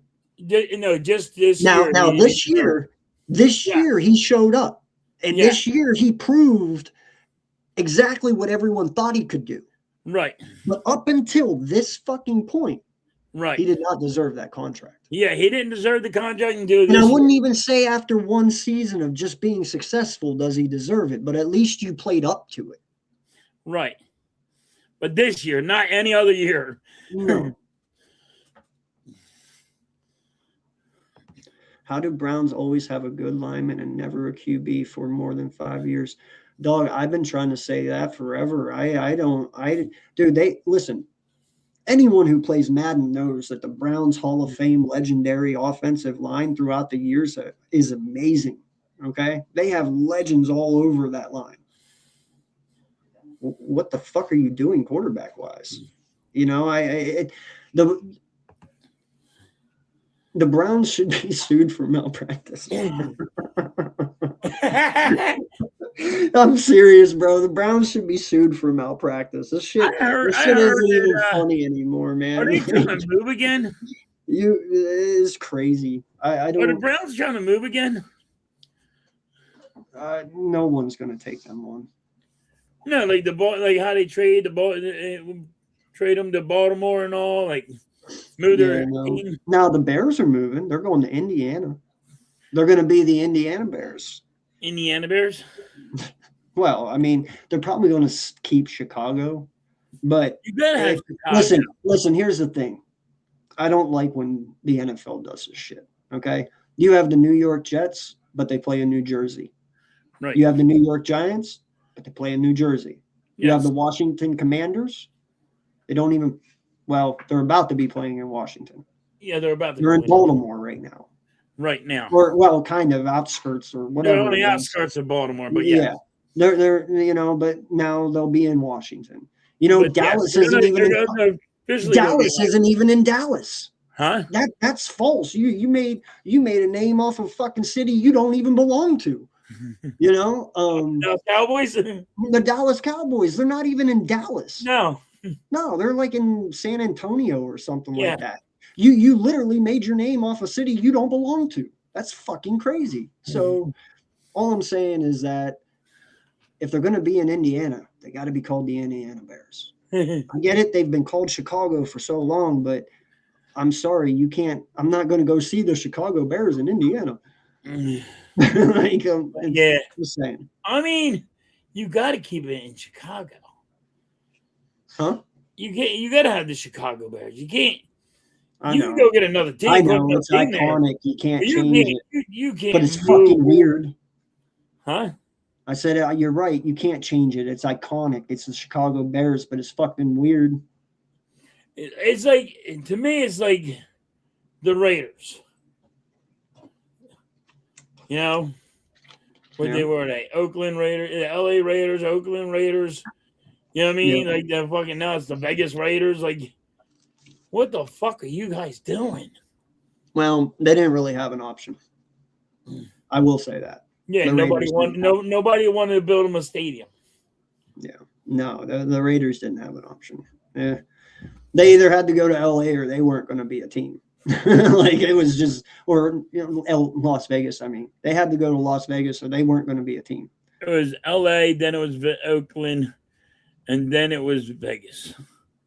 Right? Well, actually, first, right? Well, no, they went to LA and then back to Oakland. Yeah.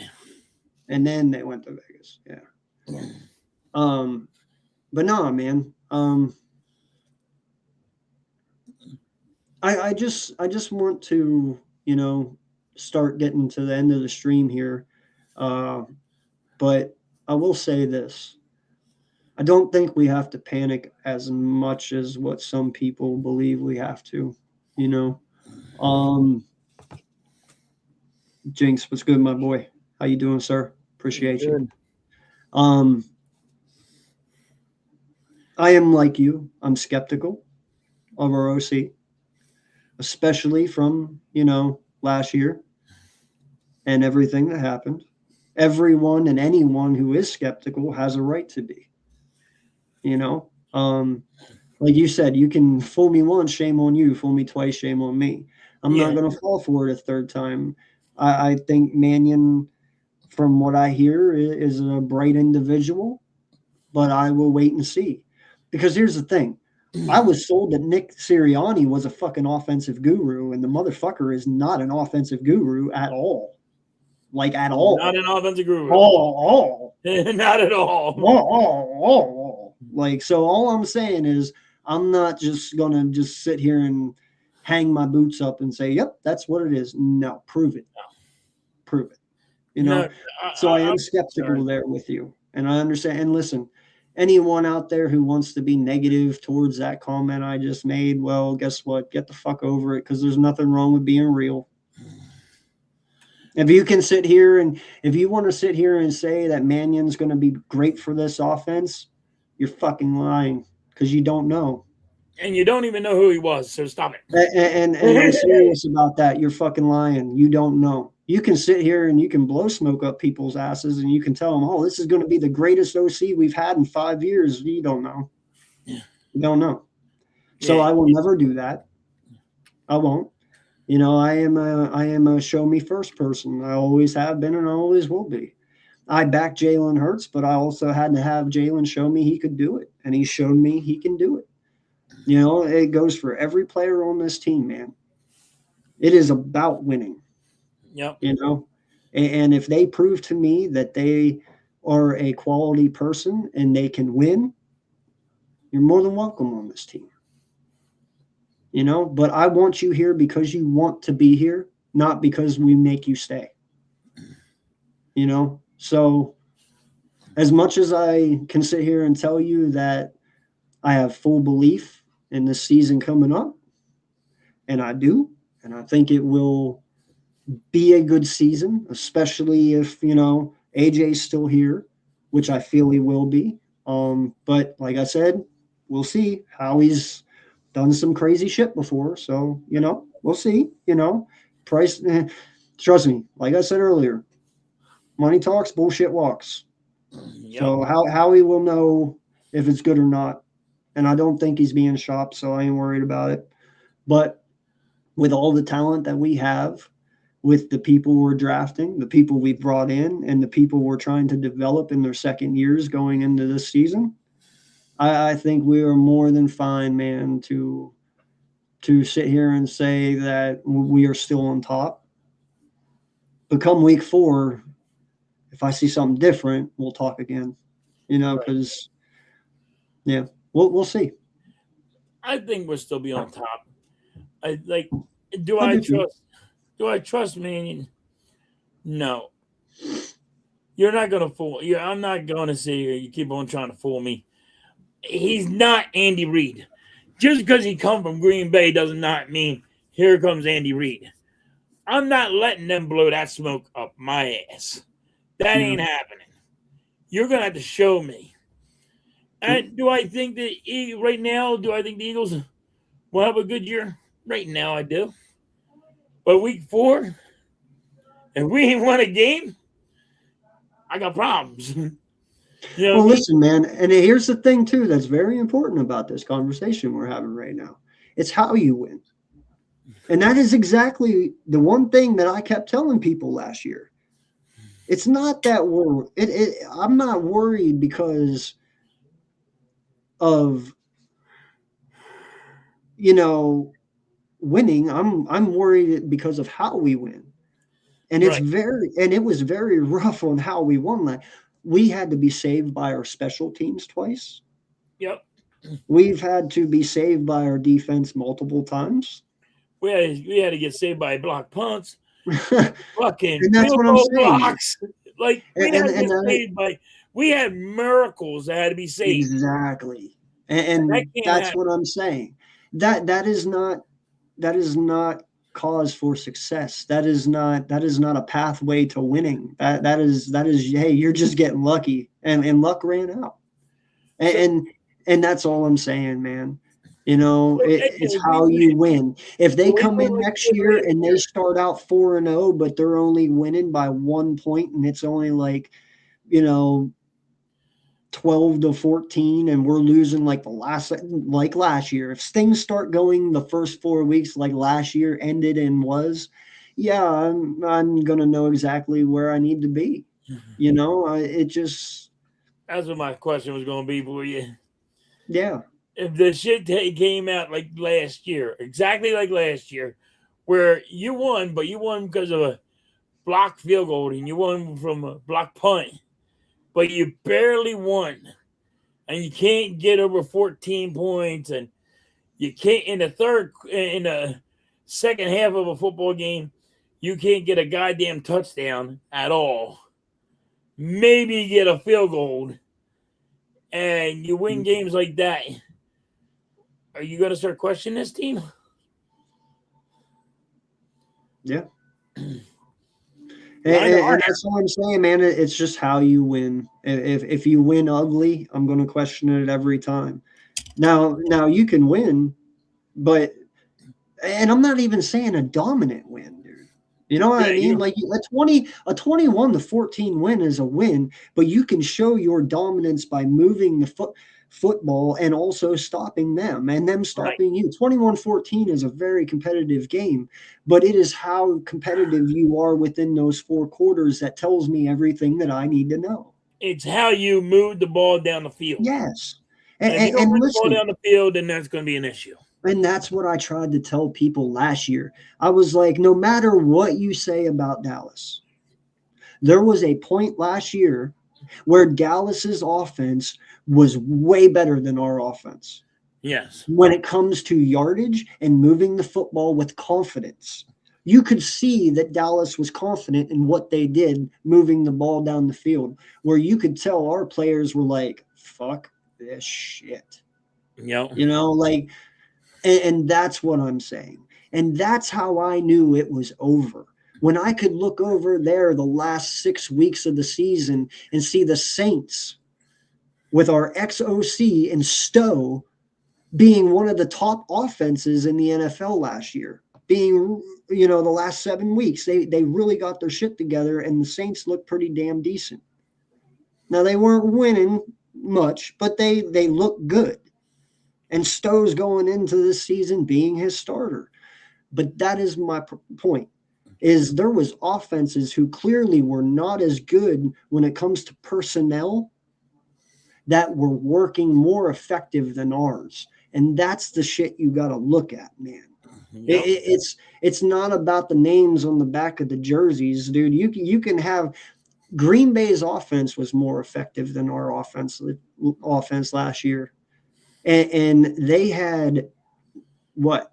Christian Watson, who is very seldom out there, you know, because he's always injured. But when he is, he's really, really good. No one knew who Dontari Wicks was. No one knew who Reed was. No one knew, no one knew any of these wide receivers. And they had to sit here and fill in Devontae Adams' shoes. And they did it well. And Green Bay's been to the playoffs just like us over the last few years. They moved the ball down the field, no. But yet they didn't look pretty, but they still moved the ball downfield. Yeah. And that's all I'm saying, man, is there was things I looked at and I could clearly see that we lacked in certain areas that other teams weren't. And that was collectiveness and continuity and trust and development in the scheme, and you could see none of our players had that, to where even other players and other teams with less talent had it and they were better. That's all I'm saying. So you can look at it how you want, man. This offense, our line coach going to be able to handle our team. The offensive line coach this year. Yeah. What about it? How are they going? How do you think they're going to? Now we lost our offensive line coach, and now he don't call running plays no more. How do you think they're going to handle this? Sorry, oh my God! No, listen. So, if anyone's on the East Coast, you know about the infamous stink bug, right? You have stink bugs, don't you, Philly? After steak dogs, stink bugs. Oh, stink bugs. Yes, bugs. Yes. What the fuck is a stink dog? Whoa, back up. What's a stink dog? I use that as stink dog. I'm like, stink dog. I thought you said steak dog. Stink bug. Stink bug. I was looking to make sure I didn't put one in this before I drank it because I have a knack of putting them in bottles, because and luckily it's the other one and not so. No, I'm not going crazy like fucking. I'm trying to figure out what it is. I'm like, what are you doing? I'm just making sure I don't swallow a fucking stink bug, man. That's all I was doing. I'm not crazy. I swear. I think it said steak dog. I'm like, what's going on? Everybody, like, when you're from deep Pennsylvania, I mean, everybody has different names. Look at him. We're good. Yeah. So do you have the those red other bugs? Oh, lantern bugs? Yeah, the lantern bugs. Yeah, there's red fucking things that won't die. They just don't die. Like you're fucking taking shovels and stabbing them and killing them, and they don't die. They don't die from flames either. They don't? No. Oh my God. I'm over here like, get the torch. That sounds morbid, but no, dude, them things they piss me off, man. Especially around here where I live, man. They can infest some years. And somehow they always get. A few years ago, it was real bad. Like 2 or 3 years ago. Yeah, it gets in the house, dude. They're like, yo, get ready, motherfuckers. Right. Like, was it 2-3 years ago? 2 years ago. Yeah. They were really bad. That was 2021, I think it was. Yeah. Yeah, it died down now. Yeah. So, anything else you want to talk about? No, we kind of touched on everything. Okay. Yeah. No, I like what we've done so far. And listen, the other thing too is I understand everyone wants like major trades and stuff like that. And I'm not saying it's not going to happen, but just remember cap is tight. It's not all the way tight, but it's tight, It's tight. It's really tight this year. Yeah. So Howie's kind of in the situation he was last year where he has to stay within his means. That's why we went out and got Ojolari last year and an Uche because they were cheap, but low risk, high reward, and then never really got nothing from them. But you know what I mean? So that's kind of where we're at again this year, especially when you're also sitting here trying to pay, your homegrown guys as well. So we'll see what else moves he has up his sleeve. I'm sure Howie's not done yet. I expect something to pop off here, next few coming days. So just don't know what. I think Jalen Carter might be moved, but you might get something big after that. They're talking about Jalen Carter be traded. If he gets traded, there's going to be a big move. Maybe we'll get the guy from the Raiders.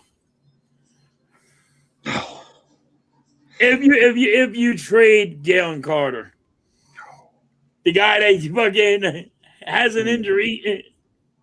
No, man. Listen, I like Carter. Okay, I do.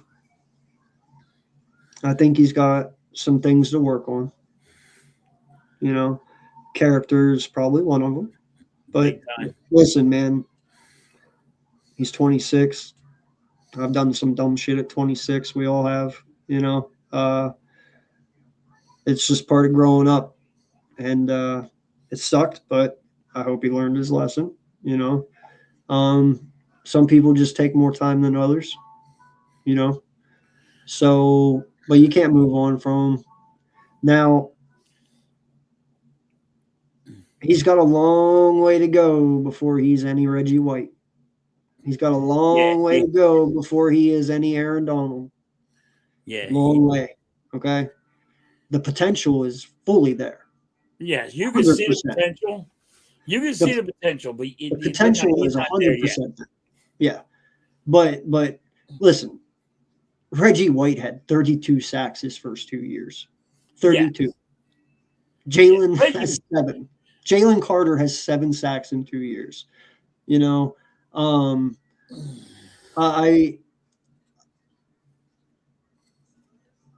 I think that he needs to work on finishing his sacks. Yes. He's great at getting to the quarterback, but he's not always the best at bringing him down. He's not good enough wrapping him up. Yeah. So he needs to work a little bit on his wrap ups, you know, get those consistent sacks instead of, you know, getting arm tackles and getting ripped out of them. Because many times I've seen quarterbacks just pull away because he just arm tackles, you know, get him, wrap him up. You know, I want to see him work on finishing his sacks more and just not spit on anyone, please. Yes. You know, like I'm not asking much. Just, you know, he's strong enough because you see how he moves. 100%. You know he's strong enough. He can move the guys out of his way, and he's fast enough to get to the quarterback. For some odd reason, he thinks that quarterback's just going to go down like, you know, I don't know, a paperweight. You know what I mean? Like, listen, I get maybe he's not finishing him. Maybe he thinks he's a lot stronger than what he is. Because listen, in NCAA and college, I'm sure he was able to bring those college kids down pretty easy. You know, these are grown-ass men now. So maybe he just needs to adjust on, you know, hey, maybe you're being a little too light. Like, rip these motherfuckers down. You won't hurt them. They're grown men. Yeah, you know? just whip their heads. Take them down as hard as you can. But that would be my only thing with him, man, is oh, good night, Miss Halftime. Appreciate you. Thank you so much. Yeah, I'm gonna be going to bed here soon too, myself. But yeah, that's my only thing with him. I think if Carter just took this off season and worked at finishing, you know, you wouldn't stop him. Then we're talking about Reggie White. Then we're talking about Aaron Donald. Yeah, because the pressures are already there. You know, he needs a lot to get in that category. But that's the thing, though. The pressures are already there. He's already disruptive. He does it. It's about finishing. If he just works on that, bro, you ain't stopping him. Yeah, when he gets that, I think it's in his head how everybody appraises him like he's going to be Reggie White, you know, and Aaron Donald. So it's like once he gets over that hump and says, all right, now let me just prove myself to you, you know? Well, here's my thing about that. And this is, I'll use Carter in reference to this. I don't feel that you should put a target on someone's back like that. Okay? And this is I don't know why. And this is what I'm talking about. Like, I get it. Potentially, it's there. Potentially, you can see both of those guys, White and Donald, in him. Okay? But it's the same way the Giants just fucked Carter. Carter was good this year for a rookie. But I can tell you, Giant fans expected a lot more. They were underpleased with what he did for being how high he was in the draft and supposedly how dominant. They were definitely underwhelmed a little bit. But they also sat there and put the fucking LT tag on him very quickly. The next Lawrence Taylor. Yeah. Do you know how fucking hard that is for some individual to walk in there and expect to be the next LT and isn't? You know what I'm saying? And so all I'm going to be. See, that's another thing. So that's all I'm saying, man, is sometimes we should probably protect our guys by not putting those tags on them. So when they reach it, then we can be like, there he is.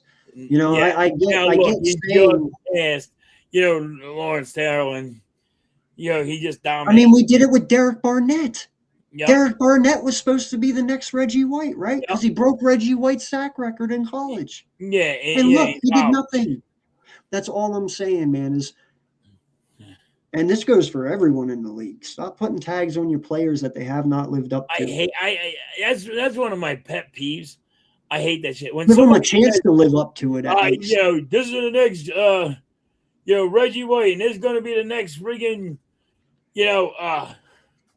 LT. Barry Sanders. I'm like, stop that shit. Stop it.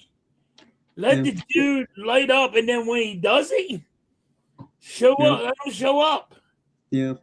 That's why one of the reasons why I was mad when the Eagles didn't let Saquon Barkley break that record. Because what are you watching? You're watching one of the great ones break a record, and they should have let him. Yeah. And I don't care if he didn't understand it. You beat it in his head that you're about to make history. And the Eagles shouldn't have took history away from that man. You know what I mean? Because he would have been, that would have been one of the greatest fucking days ever you got to watch. I get to watch. It would have probably been the greatest season by a running back in history. Yeah. In all honesty. Because I never seen it again, and there you go. Well, because not only did he break the record, but you also won a Super Bowl the same year. Right. I'm not even sure.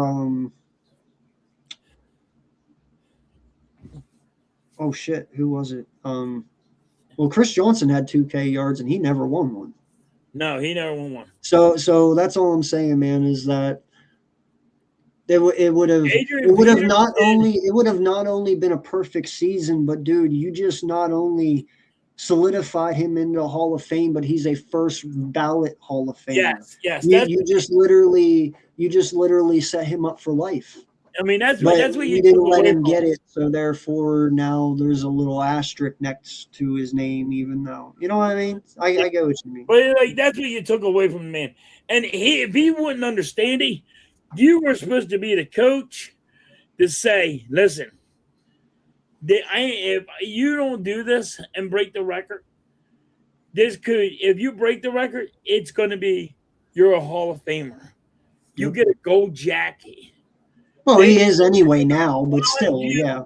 They're going to bronze you tonight when you break this record. If you do, they should have beat that in his head. Because after you go in the Hall of Fame, you make money for the rest of your life from the NFL. As soon as you get in the Hall of Fame, there's a salary that they make. And not all NFL players do it. Yeah. They all don't get that.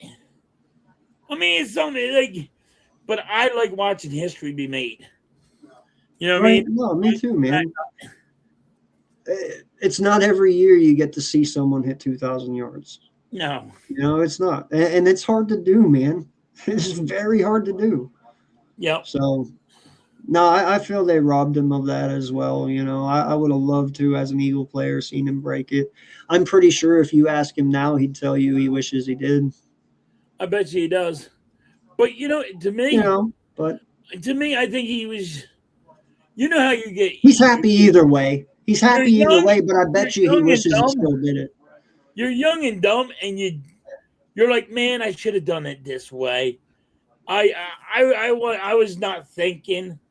I was thinking I wanted a Super Bowl more than I wanted to be an icon. You know what I mean? Well, I'm pretty sure he could have broke it before halftime. That's what I was saying. I was like, just let him play the halftime. He would have broke the record. Yeah. I get you know what I mean?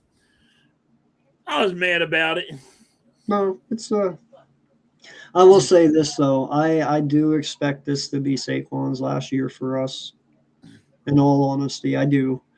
And then I honestly, I wouldn't assume. I would expect them to probably use Tank more this year. Than they did last year. And I wouldn't be amazed if they allow Tank 1 year after Saquon. And I would love to see that because I think Tank's going to be a fucking monster, man. I do agree with you on that. I think Saquon, I'll say Saquon and AJ next year both will be gone. Because then it's not going to be a big cap hit on AJ Brown. And it's not going to be a big cap hit on Saquon. I agree more with next year on the AJ thing too. That sounds way more reasonable than this Yeah. year, you know. But yeah, no, it'll be interesting to see how that one plays out. But yeah, I don't think Saquon really. I don't even know if he plays after this year, honestly. And I'm not even saying due to injury. It's just what does he have to play for anymore? Who's He's already Saquon? done everything. You know, I mean, I guess he can go for more Super Bowls, but that his career will be based off how our season goes this year. Right. If we are successful and we get 14 wins, Saquon will probably be here again. If it doesn't go that way and it goes like last year, odds are he's probably not here.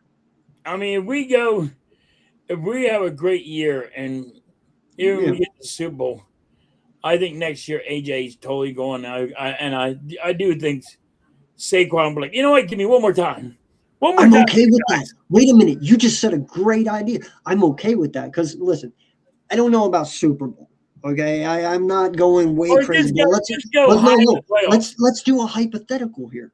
That's a Okay. great thing because here's the thing: we win the Super Bowl this year coming up, right? AJ has 2 Super Bowls, motherfuckers. You better start giving me your draft picks now.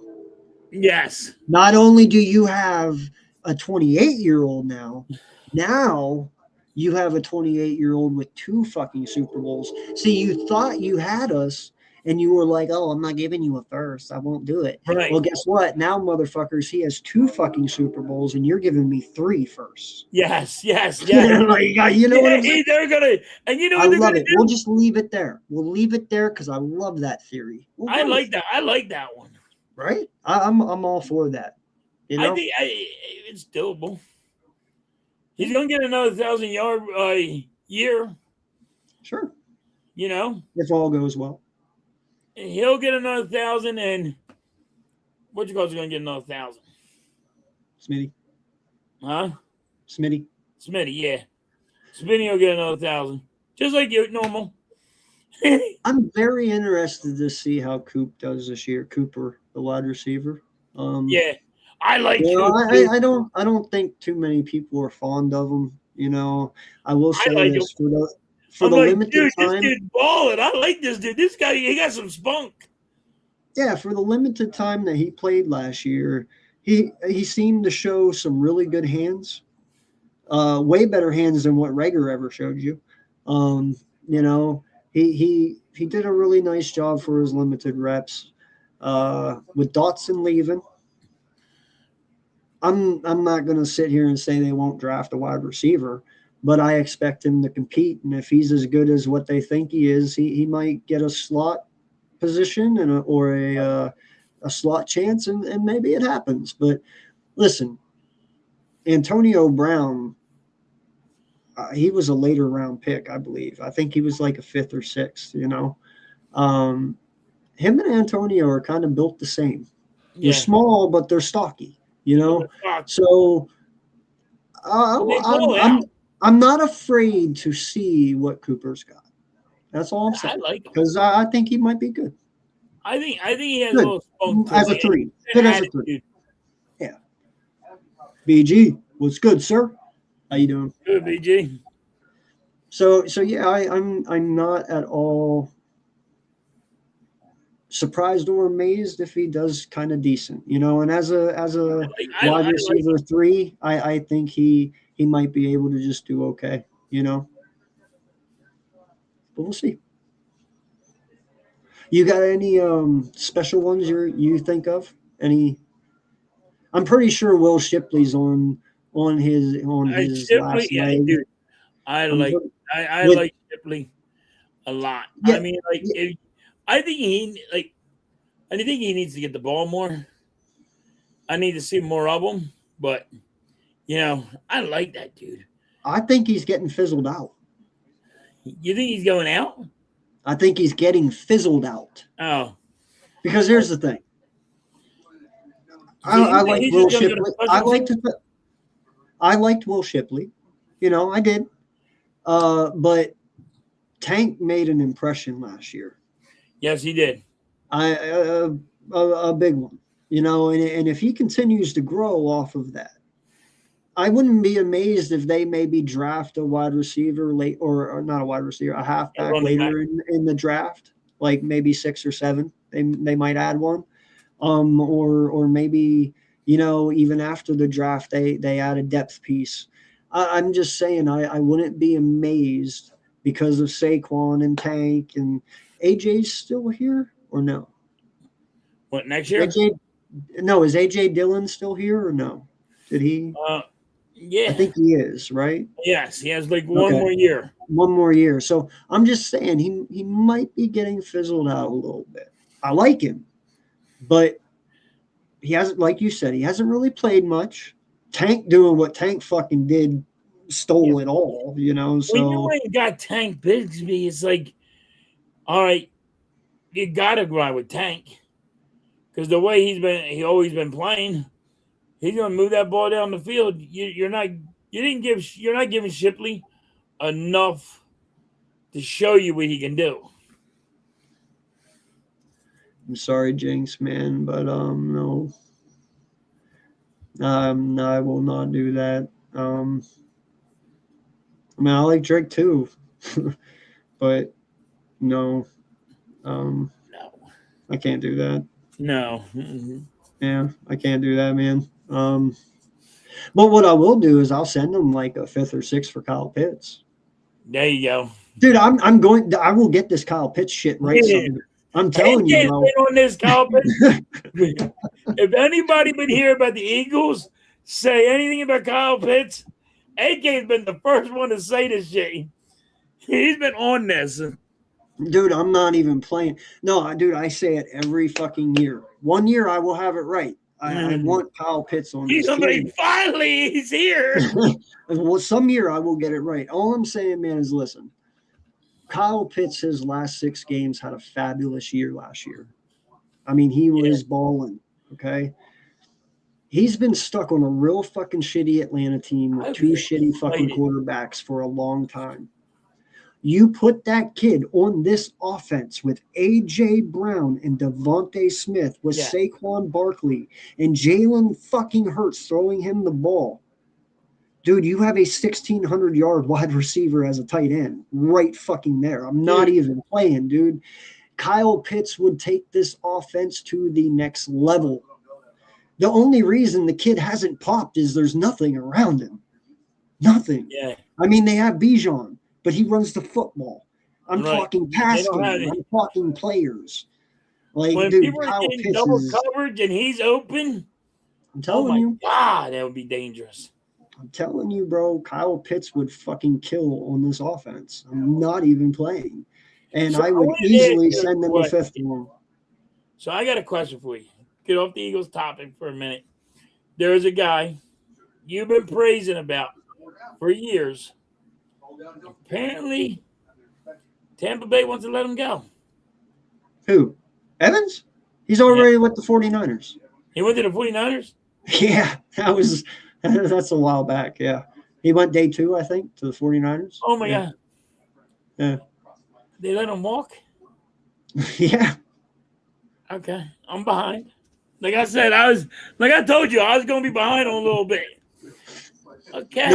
No, Mike wanted to go, man. His last comment was, I can only do 4 and 12 this so many times. This guy gets 1,000 yards every year, guaranteed, and he missed how many games last year? 6? Yeah, that was his first year that he really actually missed like an extensive amount of time. He missed 6 games, right? Yeah, but that's his first year. In 12 years, he's missed that extensive amount of time. Mike Evans pretty much plays through any injury. He has been injured, but he plays through them, and, he's had a hammy here and there, just like most of them. But yeah, no, he said he can only do 4 and 12 so many times. He wanted to leave, and I don't blame him, man. Mike Evans is way too fucking good to be on Tampa. Way too fucking good. Did he get paid? Yeah. Good? He got paid. Yeah. He was well taken care of. Okay. Yeah. Although it really fucking sucks. Getting 1,000 yards a year doesn't matter what quarterback. You know what really sucks though? Whatever quarterback he has, he still gets 1,000 yards. It doesn't matter. That's crazy to me. Are you ready for this? Are you ready? Yep. You ready?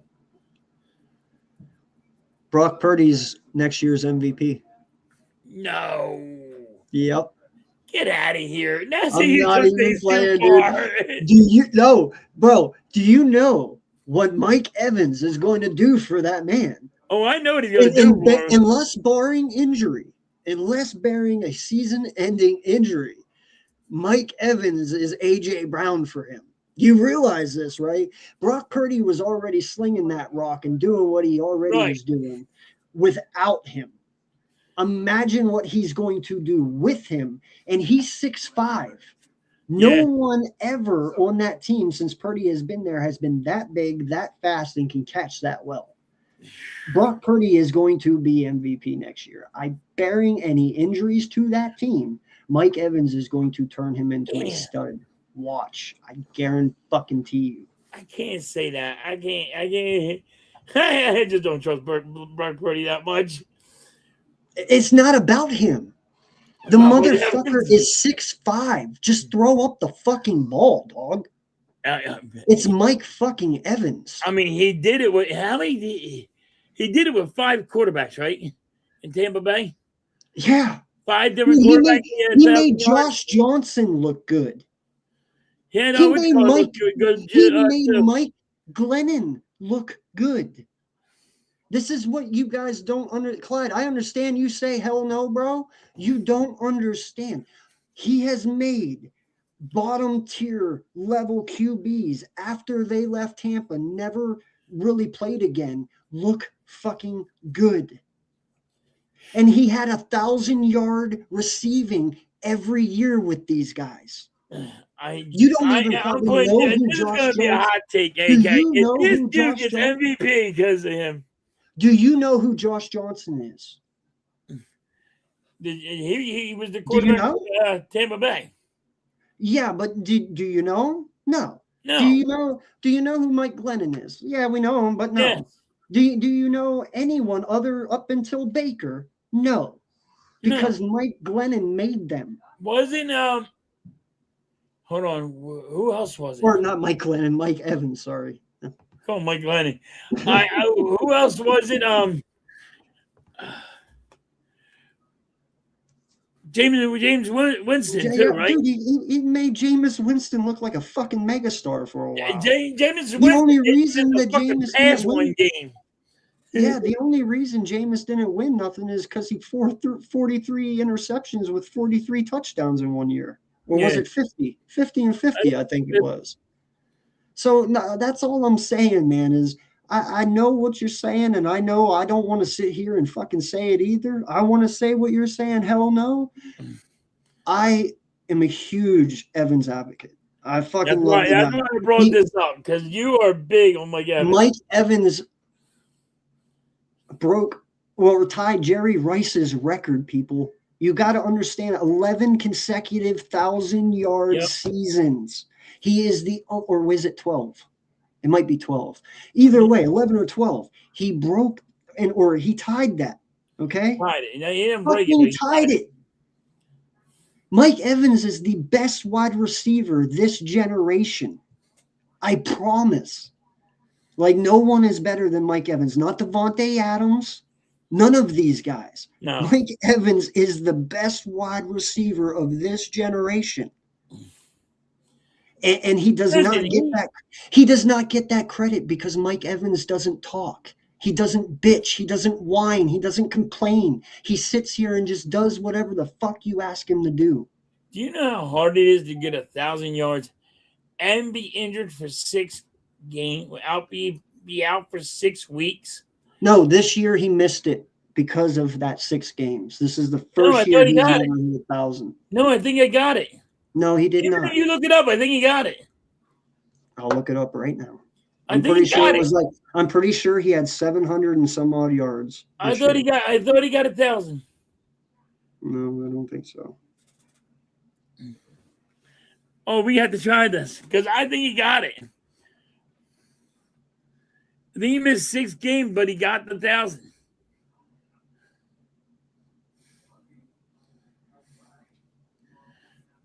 Nope. Actually, he only had 368 receiving yards this year. Really?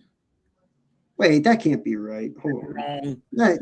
No, What are you that looking is what it is. 368. Really? Yeah. Oh my god, I thought he got Because he was injured. Yeah. Because he was he injured. missed a lot of games. Yeah. But see, he had 30 receptions for 60 out of 61 targets. He had 368 yards. He averaged 12.3 yards per catch, and he had 3 touchdowns. So, I mean, but let's look at this though. Hold on a second. Hold on. Let's go here. Now I got to do this. Listen. 2014, his rookie year, he had 1,051 yards. His second year, he had 1,206. His third, he had 1,321. His fourth, he had 1,001. Then he had 1,500, then 1,100, then 1,006, then 1,035, then 1,100, then 1,200, then 1,004 in 2014. And because of injury, he only had 368 this year. Yeah. Dude's a fucking monster, man. Yes, he's a monster. Do I have Mike Evans over T.O.? They're not in the same generational talent pool, bro. Mike Evans came after T.O. But do I have him over T.O. altogether? Yeah. Because Mike Evans has a Super Bowl. Yeah, T.O. never got a Super Bowl. Wait. No. 49ers. No. Oh, T.O. wait. don't have a Super Bowl. Did He T.O.? did. Wait, does he? He does. No. He does it with the 49ers. Yeah. T.O. has a Super Bowl with the 49ers. Yeah. Man, it's just, yeah. Because, what you call it was his No, I quarterback. still do. Yeah. Because no matter what, anyways, like I said, man, the 12 seasons of 1,000 yards, I mean, that's it's what close that means. to me, but I got T.O. over I Mike gotta see. Evans. But don't get me wrong. Mike Evans was on fire. No, he never won a fucking Super Bowl. I was right. He did. No, he didn't. Terrell Owens never won a Super Bowl during his didn't win it 15 with, NFL seasons. He didn't win with a. He never won a fucking Super Bowl. It says it right there. Oh wow, he never won one. Man, stop making me question myself. Because he went to the fucking. I thought he won it with the 49ers. No. Okay. Nope. T.O. never won a Super Bowl, man. Yeah, no, Mike Evans is. Yeah, no, I have him over him. All right. For sure. Plus his yardage. Plus, I'm pretty sure Mike Evans has him in receiving yards anyway. He just went to the Super Bowl. He didn't win it. Yeah. That was the one year 49ers didn't win. That was the one year the 49ers didn't win, and then he went with the Eagles. Yeah. So, nah, man, I'm just telling you, dude. That is my hot take. Mike Evans is great. So that is my hot take. That is my wild take for the year.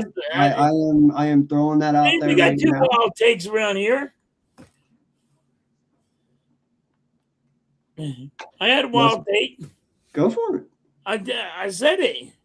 Said the Eagles in the second round are going to draft a quarterback. Oh, yeah. No. Yeah. AK said, I'm going to hit you with a frying pan. I mine's more realistic. Just putting it out there. Mine really is more realistic. Just put it out there. So, no, man. Listen, I we go about wild takes. I know mine was wild. Mine's not a wild take. That's reality, yes, bro. Yes, it is. It ain't gonna happen. You know it. No, I don't. I know it, and American people know it. Look at my face. I'm telling you. I'm being serious. I'm not playing. I'm being serious about bringing. I'm not the quarterback. I'm telling you, bro. Watch. I listen. I will give you your props. I will give you your props if it happens. We're gonna draft the quarterback in the second round.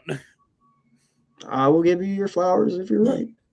But, yeah, man. It'll be funny as hell.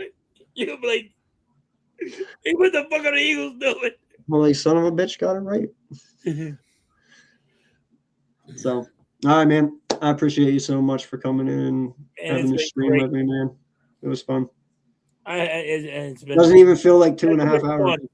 fun. I actually needed this because I had like a rough day today at work, Yeah. and I was, when you got your ass kicked at work and you had a rough day and you're just miserable, Yeah. and you ain't been laughing or nothing. I needed this. I really needed it. No, that's great, man. No, I needed it too, so. But appreciate everyone who has come in tonight and hung out with us, and thank you so much for keeping the chat active and hanging and asking questions. Really appreciate it. Thank you so much. And until next time, I am AK Eagles, and that's Philly halftime. And got any last words, bud? Got anything going on tomorrow? Let them. Oh my God. I am trying to stream. I get Good Morning Wake Up. Yep. 76ers. Then me and Coach Ed will be streaming.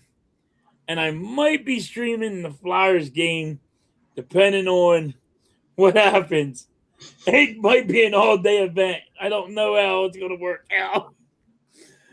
Got to find out by Mrs. Halftime, see how she feels.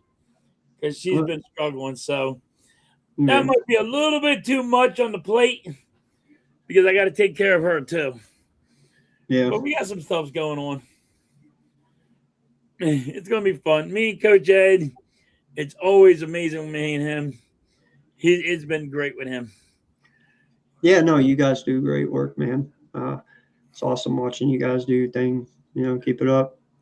But yeah, go check out his. You got to start streaming more, dude. I mean, you lit it up tonight, and it was awesome.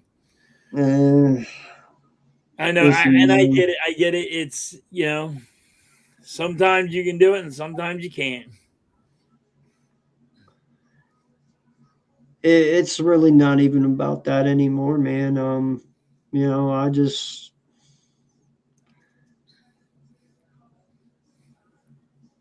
I don't know. I just, after everything that has happened, starting back in 2022 and not even knowing what was to come from that,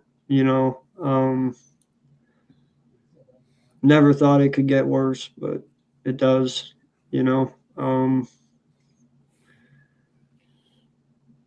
I want to do this and I love to do it, but I will try to do it as much as I can. I love doing this. It's just so hard, man. There's so many of us now. Yeah. There's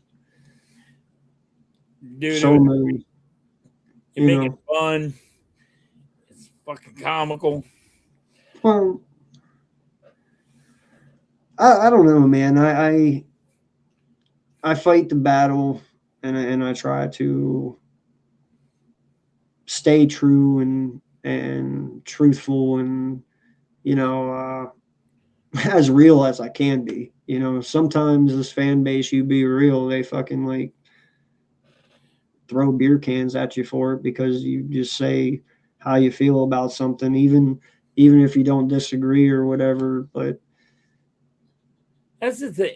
You can't say you say something negative about somebody on this team, people instantly beat the shit out of you for it. And it's like, sometimes saying negative stuff, I'm only doing it because I want them to get better. And when I mean negative, I mean like as play on the field, like something they're doing wrong.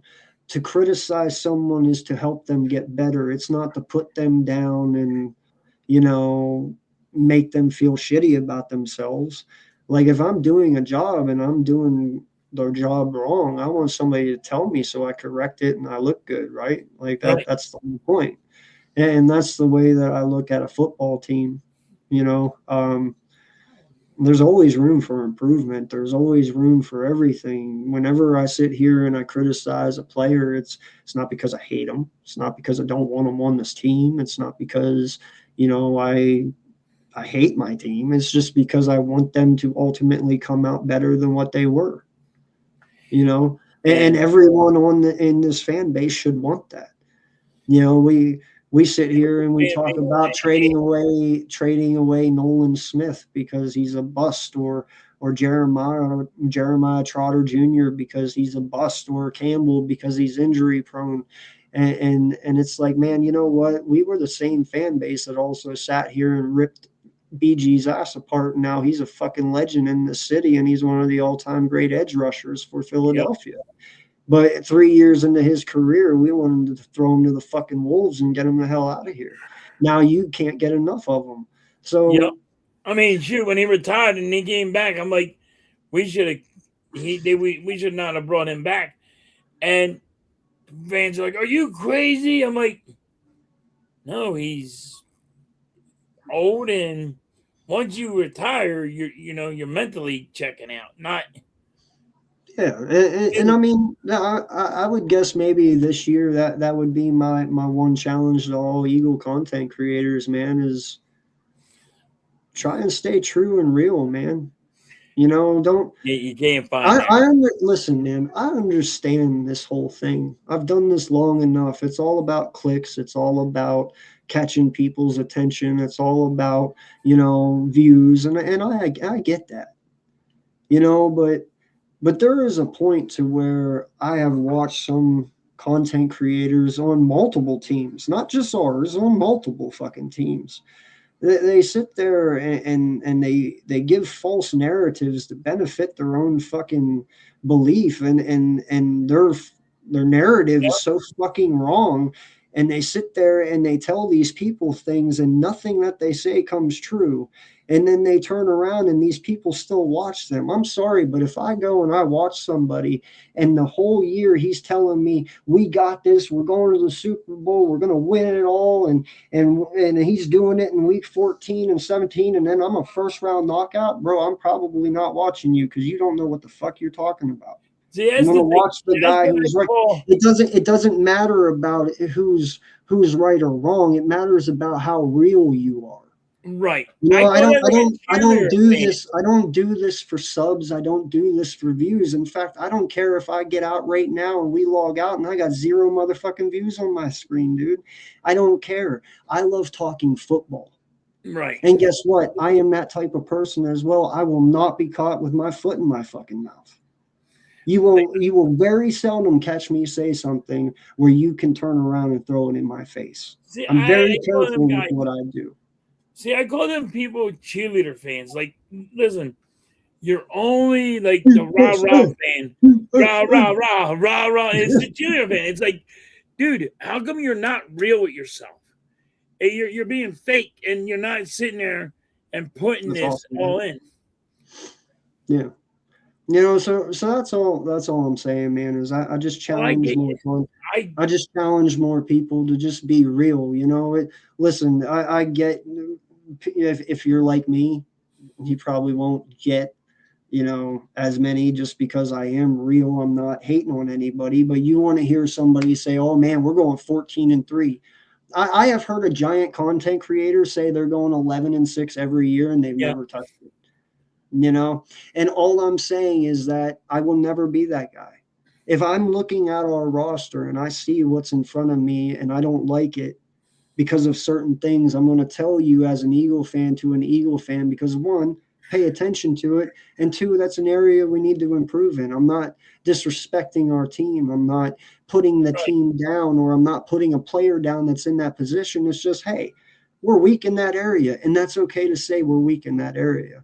And no one should feel you're strong in other areas, you're weak in that area. That's fine. And no one should feel obligated to lie to somebody because they don't want to fucking get hated on. That's bullshit. Since when did our fan base become that? I remember when this fan base were throwing snowballs at fucking Santa Claus. Yeah. We didn't. It's not about. It's not about people in this franchise, man. It is about the team. It is about this right here, the Eagles. Yep. We have never been that franchise to bend over backwards for players. You either prove to us that you can be here and that you can win, or there's the fucking door.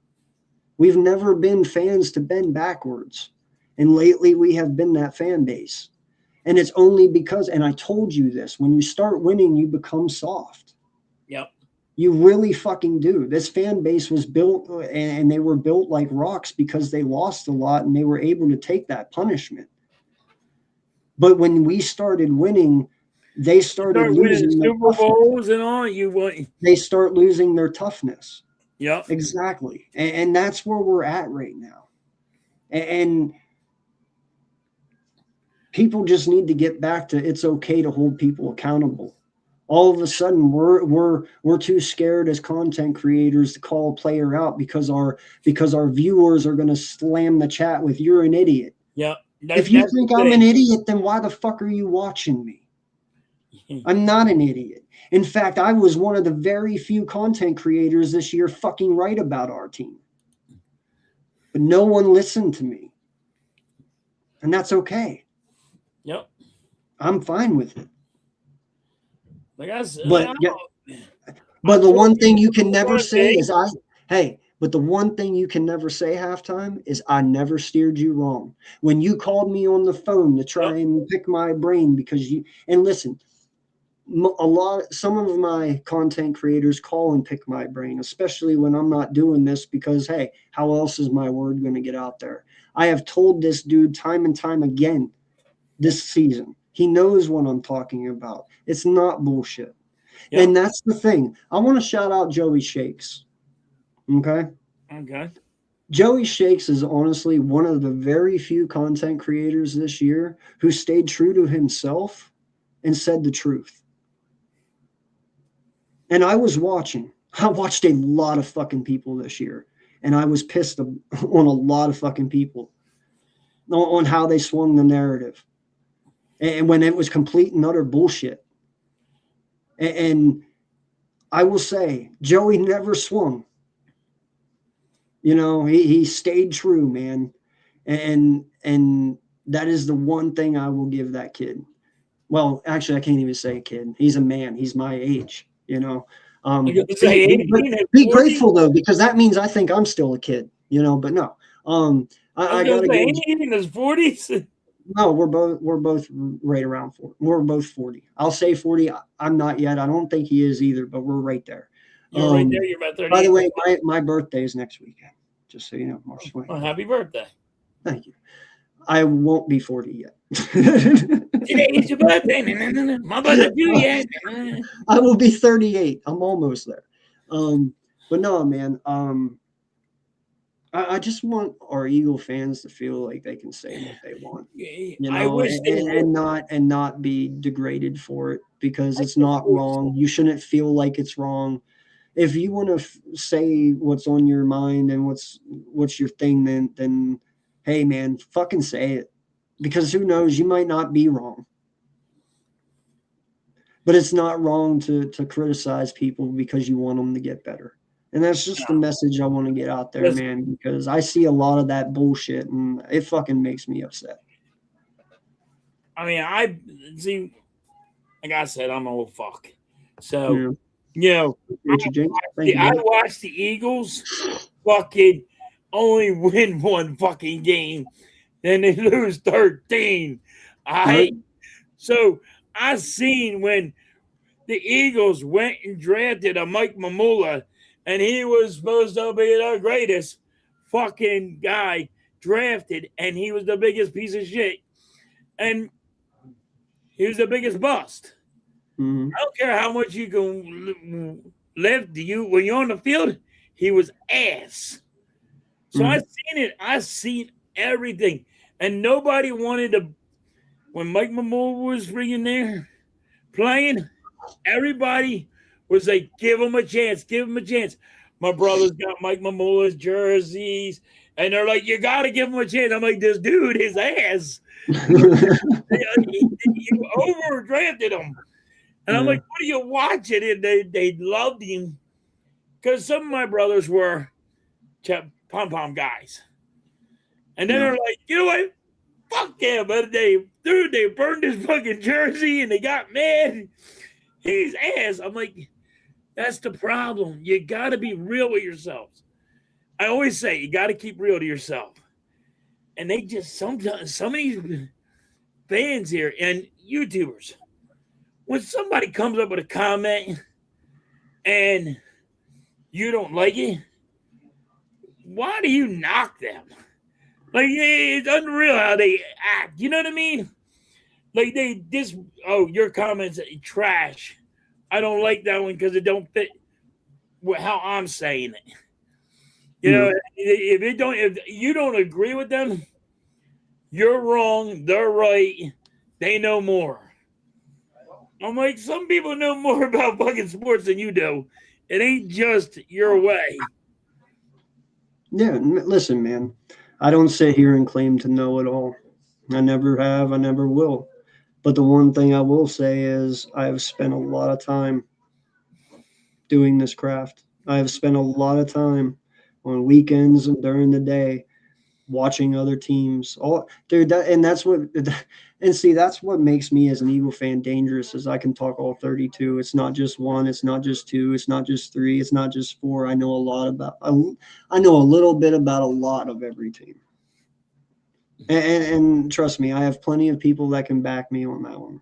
Yep. And I can do it from the late 80s to the early 90s to the early 2000s to now. You know, that's why I love my boy Adam, man. You know, Adam Koska, he's a giant content creator. You know, he's on here. You can catch him on Wednesdays. Adam Koska, man, He's awesome. He is, yeah, he is, but he is also one of the brightest minds in football I've ever seen. He's also realistic. Yeah, but he's one of the Very brightest realistic.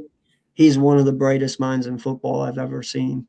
In all honesty, Adam is honestly the only person I can sit down, have a 4-hour conversation with on football. And it can go all the way back to Barry Sanders, Dan Marino. It can go to the 90s, you know, with Mike Irvin and Emmett Smith. And it can go to Barry Sanders all the way to the early 2000s, you know, with Dawkins and McNabb and Westbrook. And it can go to, you know, Terrell Owens, to anyone, man. You know, it just is where the conversation goes.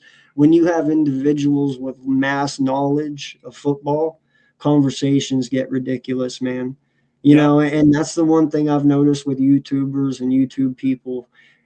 If you sit here and you have a very brilliant mind like some of us do that can talk a lot of fucking sports, when you find somebody who is out of their knowledge and you surpass them in that knowledge, they only come to personal attacks. Yeah, that's what personal attacks come from. You know, when you have sat here and you have truly went further than their knowledge can in football, and they can't comprehend what you're talking about, instantly it goes to insults. Yeah. And I promise you will never have that on my channel, and you will never have that in my network. If I find out I have that in my network, whoever did it will be gone.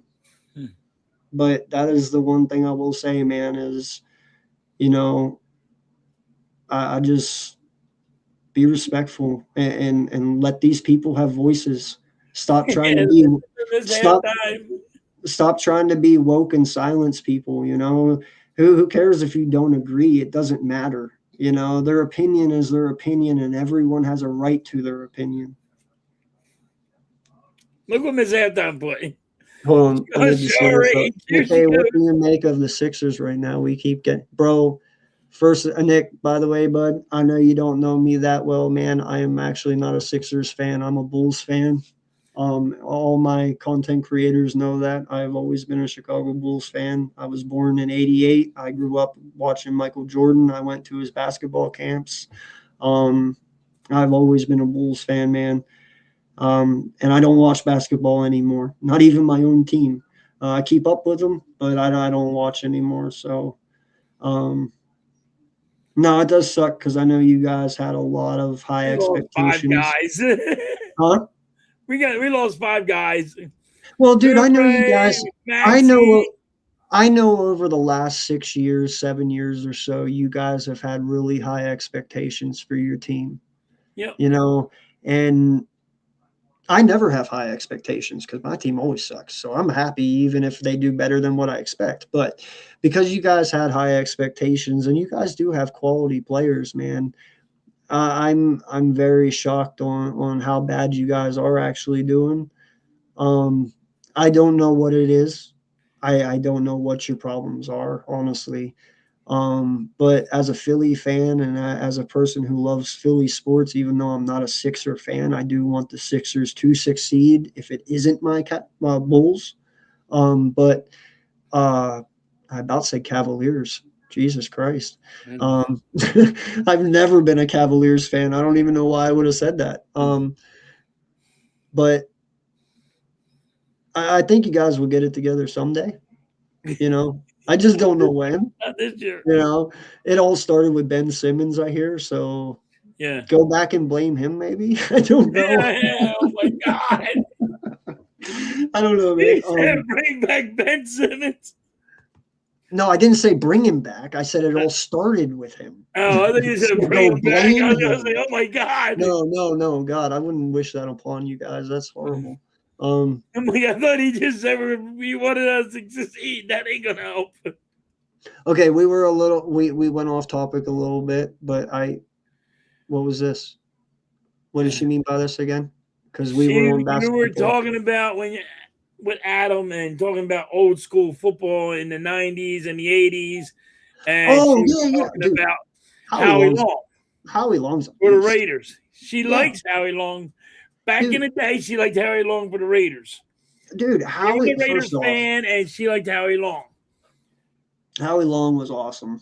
The awesome whole Long family is legends. Yes. They are an NFL legend team. They got great talent as family. Fuck yeah, it's the Longs, the Watts, and the Matthews, man. Yeah. The Matthews are actually the longest reigning heir in football. Yeah. I don't know if people know that, but the Matthews family is the longest reigning heir in NFL history. But the Watts, you got you got the Longs, you got the oh shit, who am I missing here, man? Wait, hold on. Oh fuck, I'm drawing a blank. There it goes. Poof. Gone. You got the Longs, you got the Watts. Yeah. Boses. Sorry, you got the Boses. Oh yeah. And the McCaffreys, because you had Luke McCaffrey and you have Christian McCaffrey and their dad, and yep, so there's a lot of legendary families. You got the Mannings. Yep, yeah. There's their dad and two sons, and then you're gonna have their grandkids. He's about to come out of college. Yeah, I wonder how many generations of Mannings I'm going to live for. Yeah. Mine started with Eli and Peyton. Now it's going on into Archie. I wonder when Stitch is coming.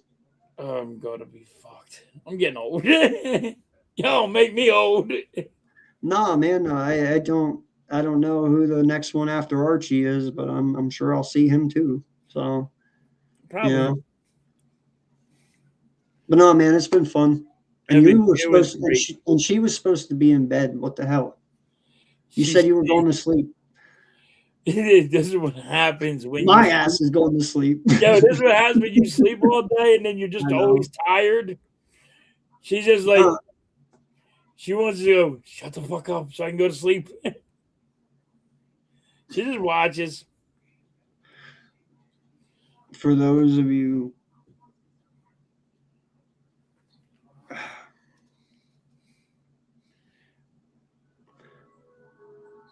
you guys don't know, but I've been kind of fighting what Miss Halftime has been fighting. And that's kind of why I haven't been on. It's not the same area-wise, but that's why I haven't been on here. I understand what you mean, man. This shit kind of turns you into a vampire I have a lot of energy right now. Nighttime all the time, you know. During the day, always tired. Like we always say, tired of being tired. You Yeah. know. That's why my voice has changed a lot. That's why you can see I've lost a lot of weight. But yeah, no. We will do this again. I don't know when, but we will. I Anytime. appreciate you Always coming there. on here with me, man, and doing this. It was fun. I needed this just like you did. So it's been a long time. Needed it, and like, yeah, anytime. Call away. It's Yeah, I been know, man. Now that's the one thing that I will say I love about YouTube, man, is it actually gave me a group of friends that yeah, I'm so grateful for. You know, I couldn't do this without Mitch. Honestly, I couldn't do this without you. Um, couldn't do this without a lot of people, man. You know, being away as long as I have been, seeing what you guys have created and done without me is fabulous, man. You know, I'm so happy for you guys, truly. You know, it's been awesome. It's been awesome yeah. going on. It really has. But yeah, I want you back, and I, Oh yeah, as much as you can. And I know you got your good days and your bad days, like I always say. But yeah. No, I know. I'd like to see you more back on, and you know. But anytime you want to be on, you want me to come on, I'm right with you. I just fucking hate people these days, bro. That's the whole story. Yo, that's the Like whole. I'm not even trying to be mean. I'm not, man. It's just Listen, like, yo, it's about my. Listen, I say it about my own family. Like, yo, no, you're no, it's not passing away. even that, man. Listen, the one My thing whole I will family say. hates me, so it's all right. No, I know, but the one thing I will say, man, is that, you know, with everything that has happened over these last 3 years, man, like I told you, there's a lot of PTSD, there's a lot of mental, there's a lot of Yep. everything. I have just come more to realization that I just fucking hate people. Yeah, it's me. Look, Like see, like and it's not even being rude. It's just when I say halftime that, even says it. That's halftime right there. He hates I'm everybody. I'm not even trying to be rude. It's just that No, I'm an asshole. a lot of people suck, man. Yes. They Yes, do. A they lot of do. people Yes. just suck. And I don't it's just easier to stay away than Yes. fall into the stupidity. Yes. You know what I mean? Yes. And that's why I try so hard not to dive and go down that road because and that's why It, honestly it's it, that's why I've been in no rush to come back here. You but know, you know I the don't road. I'm not diving down that stupidity. People will not go back and rewatch this because this is 3 hours fucking long and I don't blame you. I wouldn't watch a 3 hour fucking long podcast either, you know, not live. But nothing that I said tonight is wrong or not true. You know what I mean? Yep. And nothing you said is wrong or not. Well, I can't say it wasn't wrong. We're not drafting the quarterback in the second fucking Yes, round, but you a are. lot, a lot, a lot of things that you said are extremely right. But you know what? We just so happen to have a great lobby of individuals who aren't assholes. But Yeah. eventually, if I stream long enough, I'm going to get an asshole. And then that's going to turn me into an asshole. And I don't want to be an asshole. That's a I'm lot of just, yeah, assholes, by the way. I'm just an asshole. I admit when I'm an asshole. I just say I'm an asshole because this why? Because I always say people suck. No, I know them is halftime, and I know there's good ones, and that's why I said that's what's great about this chat is we obviously have good ones because even the people in the chat didn't take offense to what I said, and Yeah. that's awesome. But trust me, I've been in other chats where they get offensive very quickly, you know. That's because And the other thing that I love they're fucking halftime, soft. The other thing that I love halftime, and I'm glad I'm live because I'm going to say this, and I hope some of these people are watching. I love how people read comments and think that I'm being negative. Oh, Okay. I'm in people's chats all the time talking, right? right. And man, they think I'm so in my feels all the time, that I'm offended, that I'm getting loud, that I'm. Tell me, why do people read messages on the comments like people are See, yelling at them? that's why I say you can't look at a message Well, and take it that way. why does everyone think that I'm yelling at you through your message? I don't know. Listen, I get because sometimes how people type, but I want people to realize something, and this is strictly for me. If you read my messages and you read them angry in your brain, or when you read them out loud and you think that, Right. of course my message is going to be negative and is going to be Right. angry sounding to But that's you how in in your their head. head, that's how they think. They're looking at it. If you're having a bad day at work and somebody messages you, Yes. I want you to think about something. The next time you're at work and you're pissed and you read a message, tell me you don't read that message in a negative way. I do all the time. Then I snap, Right? and you know what happens? They say, "Dude, why are you such an asshole?" And I'm like, "Did you see what you just put?" They're like, Now, "Yeah, it here's wasn't the that thing. bad, dude." I'm like, You I said, he just goes, they're like, "Are you pissed off?" I'm like, "I'm at work. Yeah, I'm pissed off." Calm down for a minute. Take a breather. Then re-look at it, and calm down first before you look at the text. right. Because a text, you don't know how to take it. Like, I'll say to my boss, "Yo, is that an ignorant comment or what was this comment?" No, they're like, "Calm down, because you're gonna snap out on us," and that's it. And they're like, "You just need to calm down." I do it all the time, AK. And you know what's funny about this too is I know what gets them, because whenever I go, "What are you talking about, bro?" Yeah, Instantly, when yeah, you say, "What are you talking about, bro?" Everyone thinks they're going, "What are you talking about, bro?" yeah. Like, no, dude. First and foremost, how people talk is how they talk. It doesn't have to be a negative thing. It doesn't have to be a positive thing. When Right. I read every message comment up here tonight, I read it in a positive way, and I never Yeah. thought a negative thing about it. Like, it is all how you perceive your messages. If you But fucking just got laid and you're outside having a cigarette and somebody messages you, that text message is the greatest text message you've ever gotten, because you just got laid and you're yes, happy as yes, fuck. You yes, know what I yes. mean? So you're going to read every text message from there on out as it was the greatest Like, fucking this thing was the you've ever greatest thing read. ever.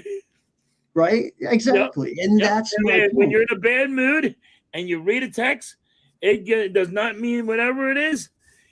You're going to take it in a bad way. I appreciate that, Charles. Thank you, man. I try to be fair. I try to be balanced. I don't see. I try to see shit for what it is, you know. Um, and I've always said this, man. If I don't know something, I don't speak on it, and I never will, man. It's okay to tell somebody I don't know. Yeah. There's nothing wrong. See, this is what's funny. You can tell our generation from the 20-year-olds and stuff. Yes. You know, my daughter can never just say she's wrong. Oh, Never. Oh my God, never. Never, never, never, never, AK. never. I haven't even met a 16, 18-year-old or a 20-year-old right now who can say he's wrong. Yeah, AK. I I got can that sit at here and work. honestly tell you, I can fucking 100% tell you every time I'm wrong, and I will man up and say I was fucked up. Yeah. Like, for instance, I fucked up with Caleb Williams, and Right. I'm man enough to admit that shit. He made me look fucking I get that retarded at this work. year. He made Grown, me look grown stupid as men shit. can't admit when they break something or do something wrong. You know they blame me. Yeah. And my boss will look at me. I'm like, "Yeah, fucking fire me. What do you want from me? Yeah. Yeah. What are you gonna do? And You that's fire me? exactly Fucking what I'm fire saying. me. I don't care." I just want people to know, when you come to the Hardcore Sports Network, when you come to Eagles Uncensored's channel, anybody's channel that is associated with me for the most part, you will not get bullshit. You will not get, Never wrong. discriminated comments. You won't get called names. I better never hear it, because everyone has a right to their opinion. Yes. Even if it is wrong. And I don't care. And you know what? Here's the thing that I love about it too. Oh, Jesus Christ. See, you're wrong right there. What are you talking about? I'm never wrong. You're wrong right there. See, Right this is the difference between my generation and them too. We're able to tell you you're fucking wrong. Yeah, I told you she's wrong a lot. And she says, fuck you. No, I'm not. No, but But hey, look what she put up top right before What? Charles. Go up 2 from Charles. Oh yeah, to introduce himself to me when he was first met. Yeah. No, Yeah, I I went like this. Hey, I was like, listen, first time I met her, she was at a party, and I'm like, hi, I went like, I'm an asshole. I'm glad to meet you. And she's like, what a jerk off. Like, hey. Right. No, listen, man. My freaking sister-in-law and my brother's like, yeah, you might want to fuck with him. He's out there. Listen, man, that is what, and that's what's really sad too, man, because I like to think that my generation, when it comes to the kids, where I grew up, I had a lot of suicide in my generation. There's a lot of suicide in mine. And I'm not going to say it was due to neglectful parents. I'm not going to say it was due to a lot. Listen, over half of my school was divorced in high school. Very seldom. I think I can count how many more kids' parents were not divorced than the ones who were. You know what I mean? And we had to learn from our mistakes, like Charles said. We had to learn. We had to get stronger from. Our parents weren't those parents who always babied us. They were there when they needed to be there, but they also understood there was times we needed to make mistakes and learn from them. Yeah. And I will tell you what, I would not be the man that I am today if I didn't make the mistakes that I made. Fuck, I make mistakes today. I'm still making them. We all are. You never stop. It's part of growing old. It's part of getting old. Yeah. Right for this, what they gave. This is how I tell you. This is how I know I got old. I went to Heritage's, and they carded some dude that's in his. I'm here. Just keep talking. I'm gonna say 70s, I'm but I'm gonna tell you, he looked like he was in his 70s. They carded that man. I said, "You're carding him?" I said, "Wow." And he's like, yeah, ain't that crazy? I'm like, shit, I remember when I was a kid, my mom gave me a note for a to go get a pack of cigarettes. You're carding that guy? I'm like, what are we doing? Like, why are we carding? And they scan their ID. I'm like, this is how you know shit's fucked up. It's like, yo, what the fuck? So you're carding people that are of age. For what reason? You got to have a license to get a pack of smokes now? Yeah. Listen. I got a note from my mother at the age of freaking, what was I, 7 or 8? I go into the store and like, yeah, my mom wants a pack of smokes. Yo. Or you went to the, all you had to do is go to the freaking vending machine and pull out a pack of smokes. Yep. Now I'm like, you're over here literally carded people? Like, I found out I was fucking old. Listen, man, I told you I'm 38. I don't feel like I look 38. Right. Okay? In fact, I think I look pretty damn good for 38. When I last went in to talk to somebody about real estate, they asked me how old I was, and I told them, I said, I'm almost 40. She said, shut the fuck up. I said, what? She said, shut up. I said, no. She's like, I'm 43. I went, shut the fuck up. She went, what? I was like, there ain't no way you're 43. She said, yeah. I was like, wow. She's like, What? I was like, you look a lot older than me. Oh God. Like, I mean, dude, she was looking like she pushed 60 and she was 43. So I'm doing something right. You know what I'm saying? Like, Everybody, oh, like, you're so old, dude. Everybody looks at me and goes, "You're so old." I'm like, never would have guessed she was 43, bro. but it was funny. You're not supposed to do that, AK. What? You tell a woman she looks older than she does. You ain't never gonna see me again. Still, you don't do it. I learned my lesson. Listen, I learned a lesson. listen, okay? If I worried about how every person felt, I'd fucking be nowhere in life, dog. You know what I mean? Yes, if I had to care, if I had to care and tippy toe around every fucking word that I say, bro, I'm telling you, a woman looks older than she really is. You ruined her day.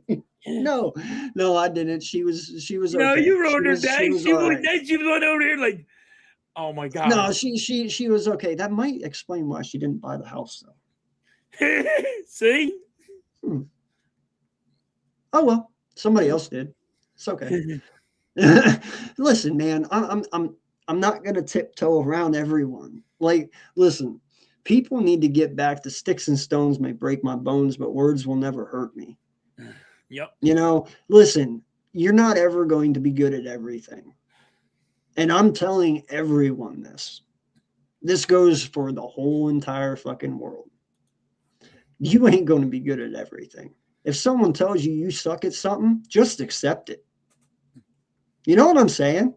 Yeah. If you truly think as a human being that you can go out, do everything in this world and be the perfect person, you're fucking lying to yourself, and that's why you're upset. No, because I'm just saying. I go to work and they say, "Hey, we need you as a mechanic."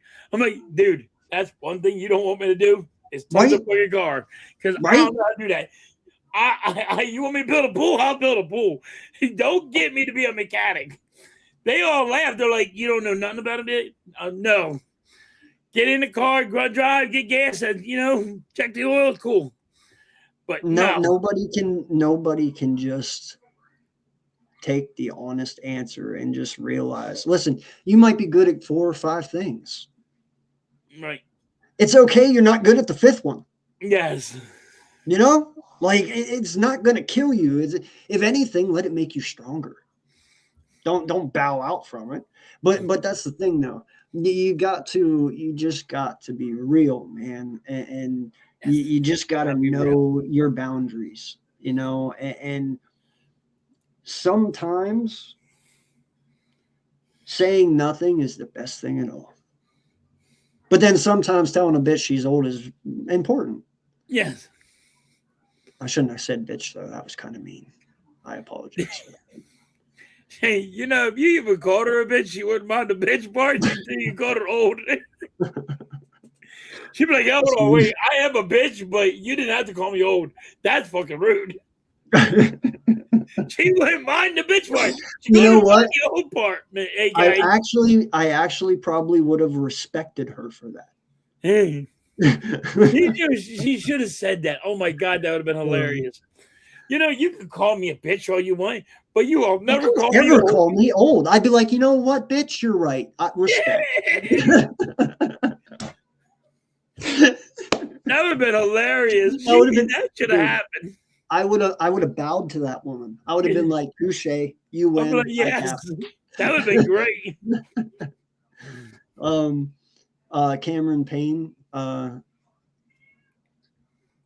Yeah, that was like mid 2000s, right?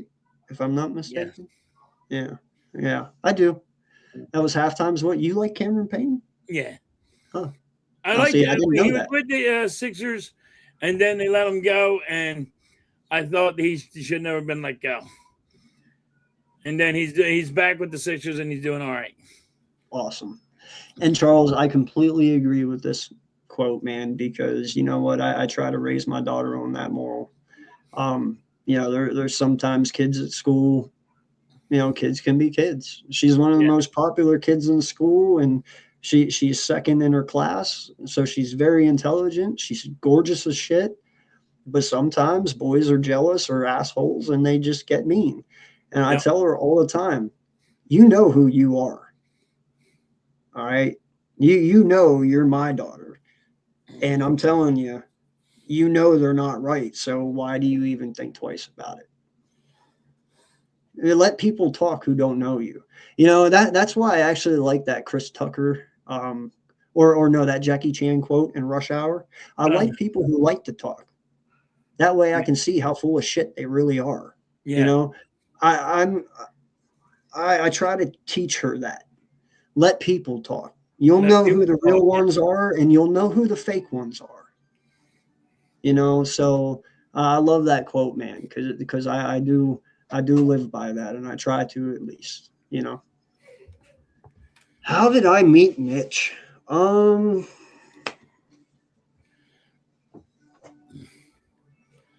Fuck. No. That was like 2016, wasn't it? Yeah. I don't remember. What? No, it was 2016, definitely. It was on here.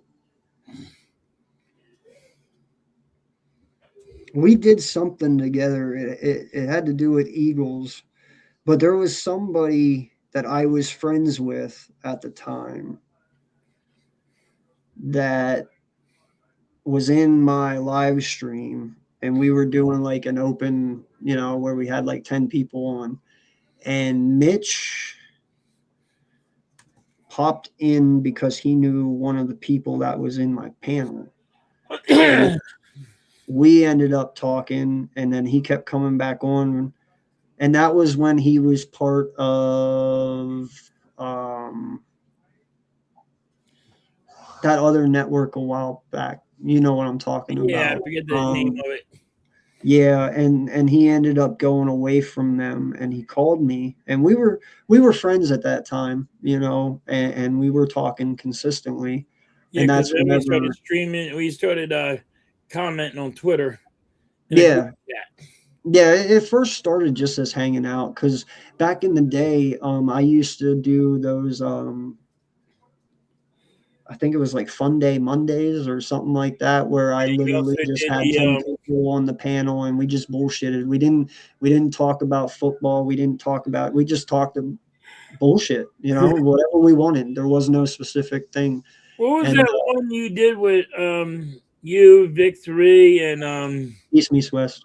East Meets West. That was with Philly Foothills, me and Vic. Foothills, yes. Yeah. Yeah, no, it was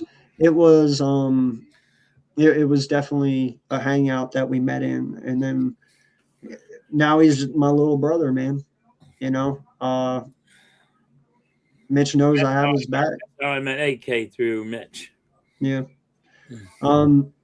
Listen, the one thing that I really tried to pride myself on, and most of these guys will protest to it, is you got to give respect to get it. And I worked really fucking hard in this community to get my respect, you know, with a lot of people, whether it's from the Eagles, whether it's from the Giants. Don't know many Washington people, because I actually ended up only getting out of the game 3 years after I started. So I never really got the chance to work with anyone like that. But yeah, you know, I just, yeah, I don't know what else to say. Yeah, how's it going? It's just how far we come, man, you know. Yeah, we came far. Yeah, it really did. Can you believe it's been 10 years? Right? It's been 10 years for you? Yeah. 2016. It's 20. Wait, is it 5 or 6? It's 6, right? 6. Yeah. It's only been 4 years for me.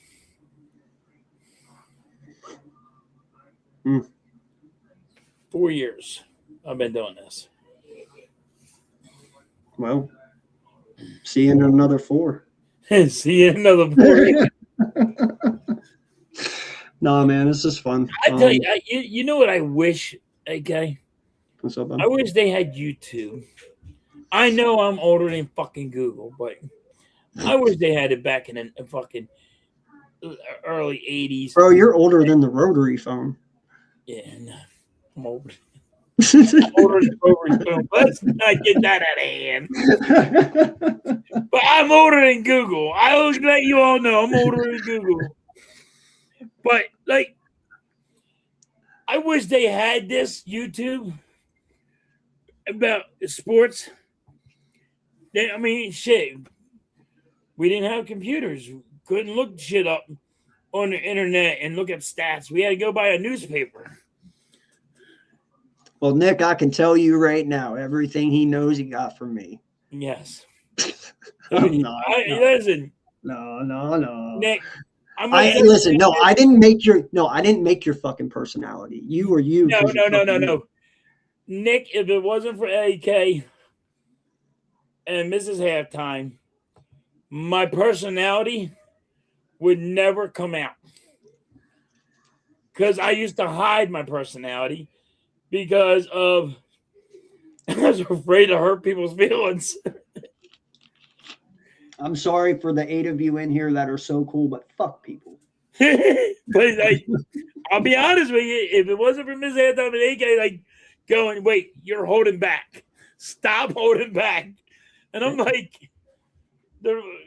I'm a foul mouth jerk off. I know. I can't help myself. So if it wasn't for you, AK, yeah. Hey, man, I take credit for nothing, dude. Like I've always said, all I did was... You and Mrs. Halftime helped me. Just, I was just really trying to hold back. Through that bullheadedness of yours is all.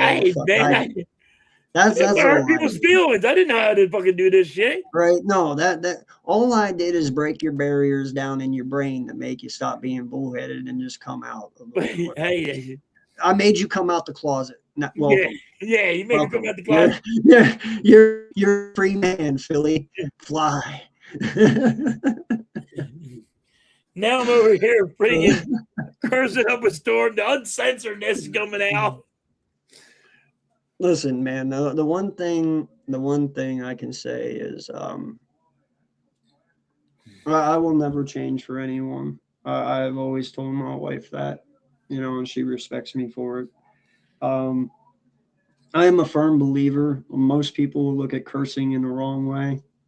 I truly believe that people who curse are probably the most honest people in the world, and people who curse speak from their heart and tell you how they feel. Truly. So I plus wanted a channel that was uncensored where I could be myself, because I tend to curse a lot, especially when I'm mad.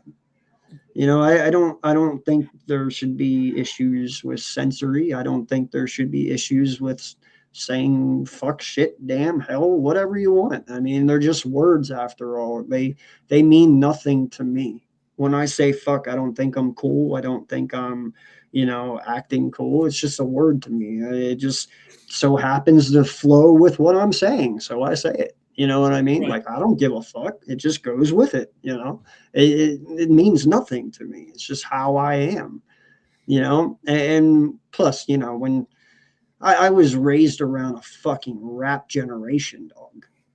From fucking Biggie Smalls to Tupac to DMX, Yep. Cursing was a very big thing in my childhood. Those discs were not censored. You know what I mean? You Bloodhound Gang, all of them. There was no censoring. You heard it all. So that's all I'm saying, man. But I was really, I had 5 brothers, 1 sister. Okay, and a dad that was a blue collar worker. Yeah. He used to do shit. He do roofs and also work on cars. Most East Coast men are blue collar workers, man. And there's when a maniac like me, my dad, I broke a screen door one day, AK, brand new, ripped it off the fucking hinges and handed it to my dad. Said I could go. My brother's about to kill me. And my dad just said, I'm gonna beat the shit out of you when you go get me a switch because you're getting your ass tore up. Oh yeah, no man, that generation was raised different, bro. That's my dad was born in 1949, and you know he's told me his stories, you know, and no, that generation grew up. If you went outside and you snapped a twig off the tree, brought it in, and he hit you with it, and it broke, he made sure to go outside, get one that wouldn't break, and you make. And trust me, you would have rather do it right the first time. He Yo, always told me that. You know, he right said he didn't fuck around with that. Got drunk, got caught drinking. Mom said, "Go cut me a switch down." I bring her this fucking thing like this. I say, "Come on, do your worst." Two brothers beat the piss out of me, drug me, cut out the biggest one they could find. Man, that's like a whip. Mhm. I'm I'm telling you, man. and they just sat there like holding me there so I could get it.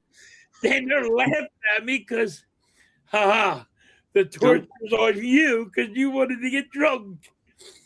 Yeah, Bro, I'm telling you what, if I am not a bad father. I always listen.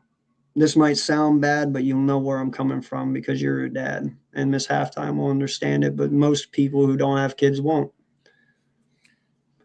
I make my kids hate me now, so they respect me later. And what I mean by that is, I teach them right from wrong. right. You know, and they get in. When I say they get in trouble, I mean like they go down timeout. Yes. You know, they know consequences, you know, and I made it very young to where when my daughter was born, I'd say probably around 2. You know what's great about it? I've never had to once ever hit my kids. Not Right. once. I never hit my kid once. And this is what I mean by that. And like I said, the saying sounds a lot worse than what it actually is. They fear me now, respect me later. Yes. I made it to where when I look at my daughter a certain way, she automatically knows I'm not fucking around and she stops. Right. I don't have to touch her. I don't have to yell. Yep. I don't have to say anything. She knows what to do and what not to do. Yeah. And she knows that I do let her get away with murder. She is my firstborn. She is my daughter. I will allow her to probably go 30 times before I'm like, you know, and then she gets it. But I don't have to yell at my kids. I have never hit They know I've never hit my kids, not one time. I have never hit my But kid. she knows when I raise my voice or I look at her a certain way, she snaps right out of her shit. And it's over. My son won't even curse. Okay. That's fun. Hey, you know what? But listen, Yes, like, because this is what I told Maddie. This is what I joke. told Maddie. Do as I say, not as I do. I would live by joke that. I got this thing called no rules. All right. Yeah. Okay. To my son, he has no rules. I said, Okay. when you're mad enough and you want to say, just say no rules. And I say, okay, why?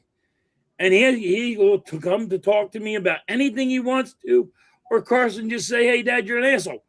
If he wants to, he has never done it. Not once. And if I go to Miss Halftime and I'll go, hey, he called you a bitch. And my kid would get mad at me. And he get upset. Okay. And So you just knocked it. He has a joke. And she knows I'm already fucking with him. He gets so serious. He does not play that game. I'm disappointed in you, man. You just narked on yourself for being a narc. I know. That's fucked up. You're a narc? Stuff like that. You're a narc?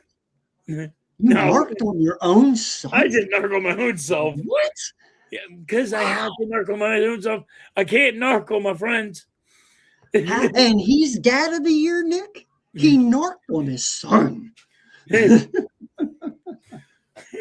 No, that's funny. Yeah, but like what I mean is, I make my son, like, always Yeah, no, I get it. to come to you Yeah. for anything. Like, yo, type, I know you're my dad, but you're also my friend. And you can come to me for anything. You know? You're supposed to make them feel safe. Yes. You are their comfort zone. Yes. You know, and that's the thing, you know, and I told Maddie this. I said, this is not that time right now.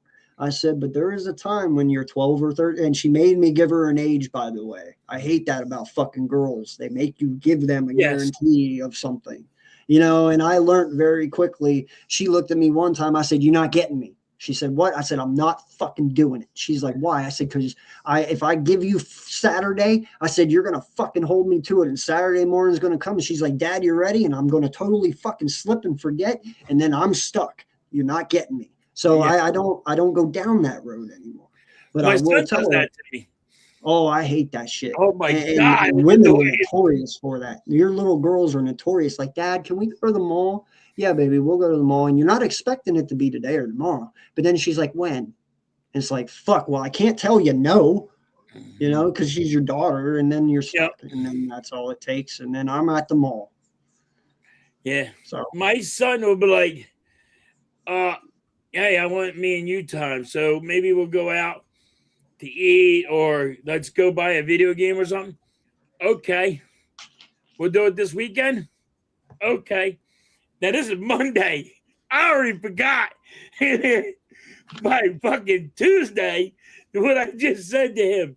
And he will wait and then say, yo, you promised me. And you're neglecting me. I'm like, damn, I feel so bad. Like, you might. I'm like, yo, you want to switch so you can beat me? Because I deserve it. I feel you, Nick. I'm adopted, buddy. I actually don't think I've ever told anyone that. And I don't think I've ever told anyone the story either. But I'm adopted. My parents aren't my parents. I was actually left out in the rain when I was a kid on the church steps by my mom because she didn't want me because she was a drug addict. Yeah. I know all about that shit, man. Don't know who my real mom is. Don't know who my real dad is. Don't frankly even fucking care either. I make my own way. My kids are my legacy. My family is my legacy. I might not have done great things in this world, but the greatest thing I did was leaving them here. And that's the way that I look at it. I can die tomorrow not doing anything. My greatest victory is my kid in that room. There you go. That's all it is. Awesome. I never knew that. All life is. It's about loving while you can love. It's about helping while you can help. And then it's about moving on and letting the next person step in. It's a shitty way, but that's life, man. So just got to try and make the world a better place than what you left it in the time that you have. So that's what I try and do every day. And I think mine is my daughter. You know, I might not have done great things, but if my daughter goes on to be like the president of the United States or, you know, a senator or a congressman or cures cancer, then I guess I did the right fucking thing, didn't I? Yep. You know, so that's the way I look at it. Yeah, dude. I actually was lucky, man. My adopted parents were my foster parents. My foster mom, who is my mom, and I call her my mom because she's the only mom I've ever had. Right. She wasn't able to have kids. So in 1983, they adopted my stepbrother, and they continued to foster kids. And then in 1988, in March, after they got the call about me and brought me there to them, I think 6 months later, they adopted me and stopped being foster parents that day. Nice. And then it was just me and him for the rest of the time. So my foster parents were my parents, and they were the ones that did it. So, yeah. Listen, man, I'm not going to say my life was rough, but I'm not going to say it was easy. You know, my parents made me earn everything that I got. And still today, they make me earn everything that I get. My parents didn't buy my first car. I paid for it. You know, I had plenty of kids in high school that their rich parents bought them BMWs and shit and, you know, had them all decked out right away. Me, I had a Mitsubishi Eclipse and I decked it out over 2 years because I worked at fucking Burger King, or sorry, not Burger King. I worked at Arby's at the time, managing Arby's my junior and senior year, doing work release through school, you know, because I had enough credits. So I was able to leave school and at half day, you know, right at noon and go to work the second half of the day. And I was able to build my car that way. And that's how I paid for things. That's how I paid for the clothes I wanted. You know, that's how I paid for my video games. My parents, they only did that shit at Christmas time because they knew that if you want to get respect, if you want to earn your way, being handed out shit isn't the way to do it. You know, you got to earn it. Yeah.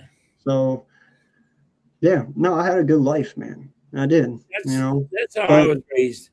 Like, I was raised, I had to go buy my own car, had to get their own insurance. Yeah. Oh shit, I don't have it up, Nick. I'm sorry, bud. Sorry, I didn't mean to cut you off. Yeah, no, I actually got to meet him one time. I have a signed jersey of Michael Jordan too. Halftime seen it. It was up behind me at the old house. But yeah, I got to meet him. I got to shake his hand. He signed my Michael Jordan jersey, and yeah, so it was cool. I did get to meet him one time. I think I was 8. 8? It was awesome as fuck. Yeah. He used to travel around to all his camps and make appearances. So I only got to see it 1 year though. Met him down the shore. Did you? Doing a fishing tournament. All right, Nick, have a good one, buddy. We're getting ready to get off here anyway. Holy fuck, we've been on another hour and I was trying to get off an hour ago. Yeah. Yeah, so I apologize. Dude, we still got 11 people in here though. I don't want to disappoint. But no,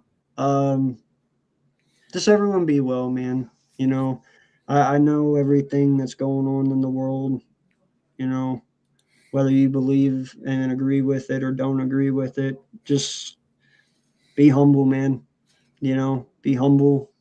And I know gas prices are going up, and, you know, just be safe, guys. Be safe out there and live life. Have fun. Never know when it's going to end, man. Nope. By the way, there was a great TV show on Disney Plus. Disney Plus? Yeah. And oh shit. It's kind of like a Days Ending type thing. You know, I don't want to give it all away, but I got to I can't remember what the hell the name of it is. I will find it in a second. Well, it has nothing to do with Will Ferrell. Huh? No. My God, no. Apparently, we got a movie to watch, huh, AK? Wait, what? We do? We got a movie to watch. We do. Will Ferrell movie. Wait, remember when you said you got so many views on, so many subs on Hardcore? We'll watch a movie. Yeah. And something has to do with Will Ferrell. You got to figure out one. Oh, I didn't know that. Are you serious? I know Mitch never told me we hit it. No, you said you wanted to be on. Yeah, I know, but I didn't know we hit the mark, is what I'm saying. Yeah. He never told you we hit the mark. No one told me. Oh, yeah. We hit the mark. Well, shit. All right. Well, now everybody can watch me just. I don't know. This headline said it just happened recently, so like 2 days ago. Well, that's 2 days too late. I know. Just kidding. No, it is called He's still looking at the movie. It's called Paradise. Paradise? Yeah. You've never look up the on YouTube, look up Paradise on Disney Plus and just watch the trailer. Bro, Paradise. I'm telling you right now, when my wife first told me about it, I didn't know that it was going to go the way that it went. Okay. It is fucking awesome, man. They're going halfway through season 2 right now. I think they're on their episode 6. It comes out every Monday. But yeah, Paradise is crazy. It is so good, man. I binge watched that shit in 2 days. Okay. Yeah, you'll like it a lot. Trying to remember some of the actors and who you'd remember them from, but there's some really good actors in it, and none of them are Will Ferrell, so you're safe. I can't stand that guy. Well, now, wait, was it Blades of Glory? Yeah. Or but was I don't know if I can get that on TV with TV, so we just have to pick a movie that I can watch of Will Ferrell. I don't know if I can get it, so. You know I'm not renting. You know what I might do? A Will Ferrell movie. I might just stream it so we can all watch it. As in, I might share it on here and just let it run. I don't care if they strike me for it. And I don't care if I don't get any credit for views. You know, this is just something for fun. We can do that. It's not even if they take it down, we're only doing it for that time. You know what I mean? Yeah. So maybe I'll just stream it on here so everyone can watch it. Literally anyone who's in here, you know. And we'll all watch it and just laugh. But yeah, I don't mind doing that because fuck, I ain't trying to get monetized. I don't care. I just like talking football. So all right, buddy, I'll let you go. It's 1:14 in the morning. My ass is tired anyway. So yeah. Have a great night, everyone. I didn't eat dinner yet. What? Yeah. Bro, I gave you till 8:30. What do you mean you haven't ate? I don't know. Got in the shower and I was fucking around. Kids, wife. Good, dude. No, you don't clock 5 minutes for eating? You see how big? You see this big boy? You don't clock 5 minutes for eating? Hell, even I put 5 minutes in for eating. No, I'm good. That's crazy. I couldn't go that long without eating, man. Oh. Okay, I go all day long at work with no food. No lunchtime. That's crazy. I just keep on working. Fuck that. And then when I get home, I'll eat. Somebody's at least door dashing my ass. You see how bad I am? I got enough blubber here, buddy, to just fucking you know that saying, yo, you can afford to miss a couple meals. That's my fat ass.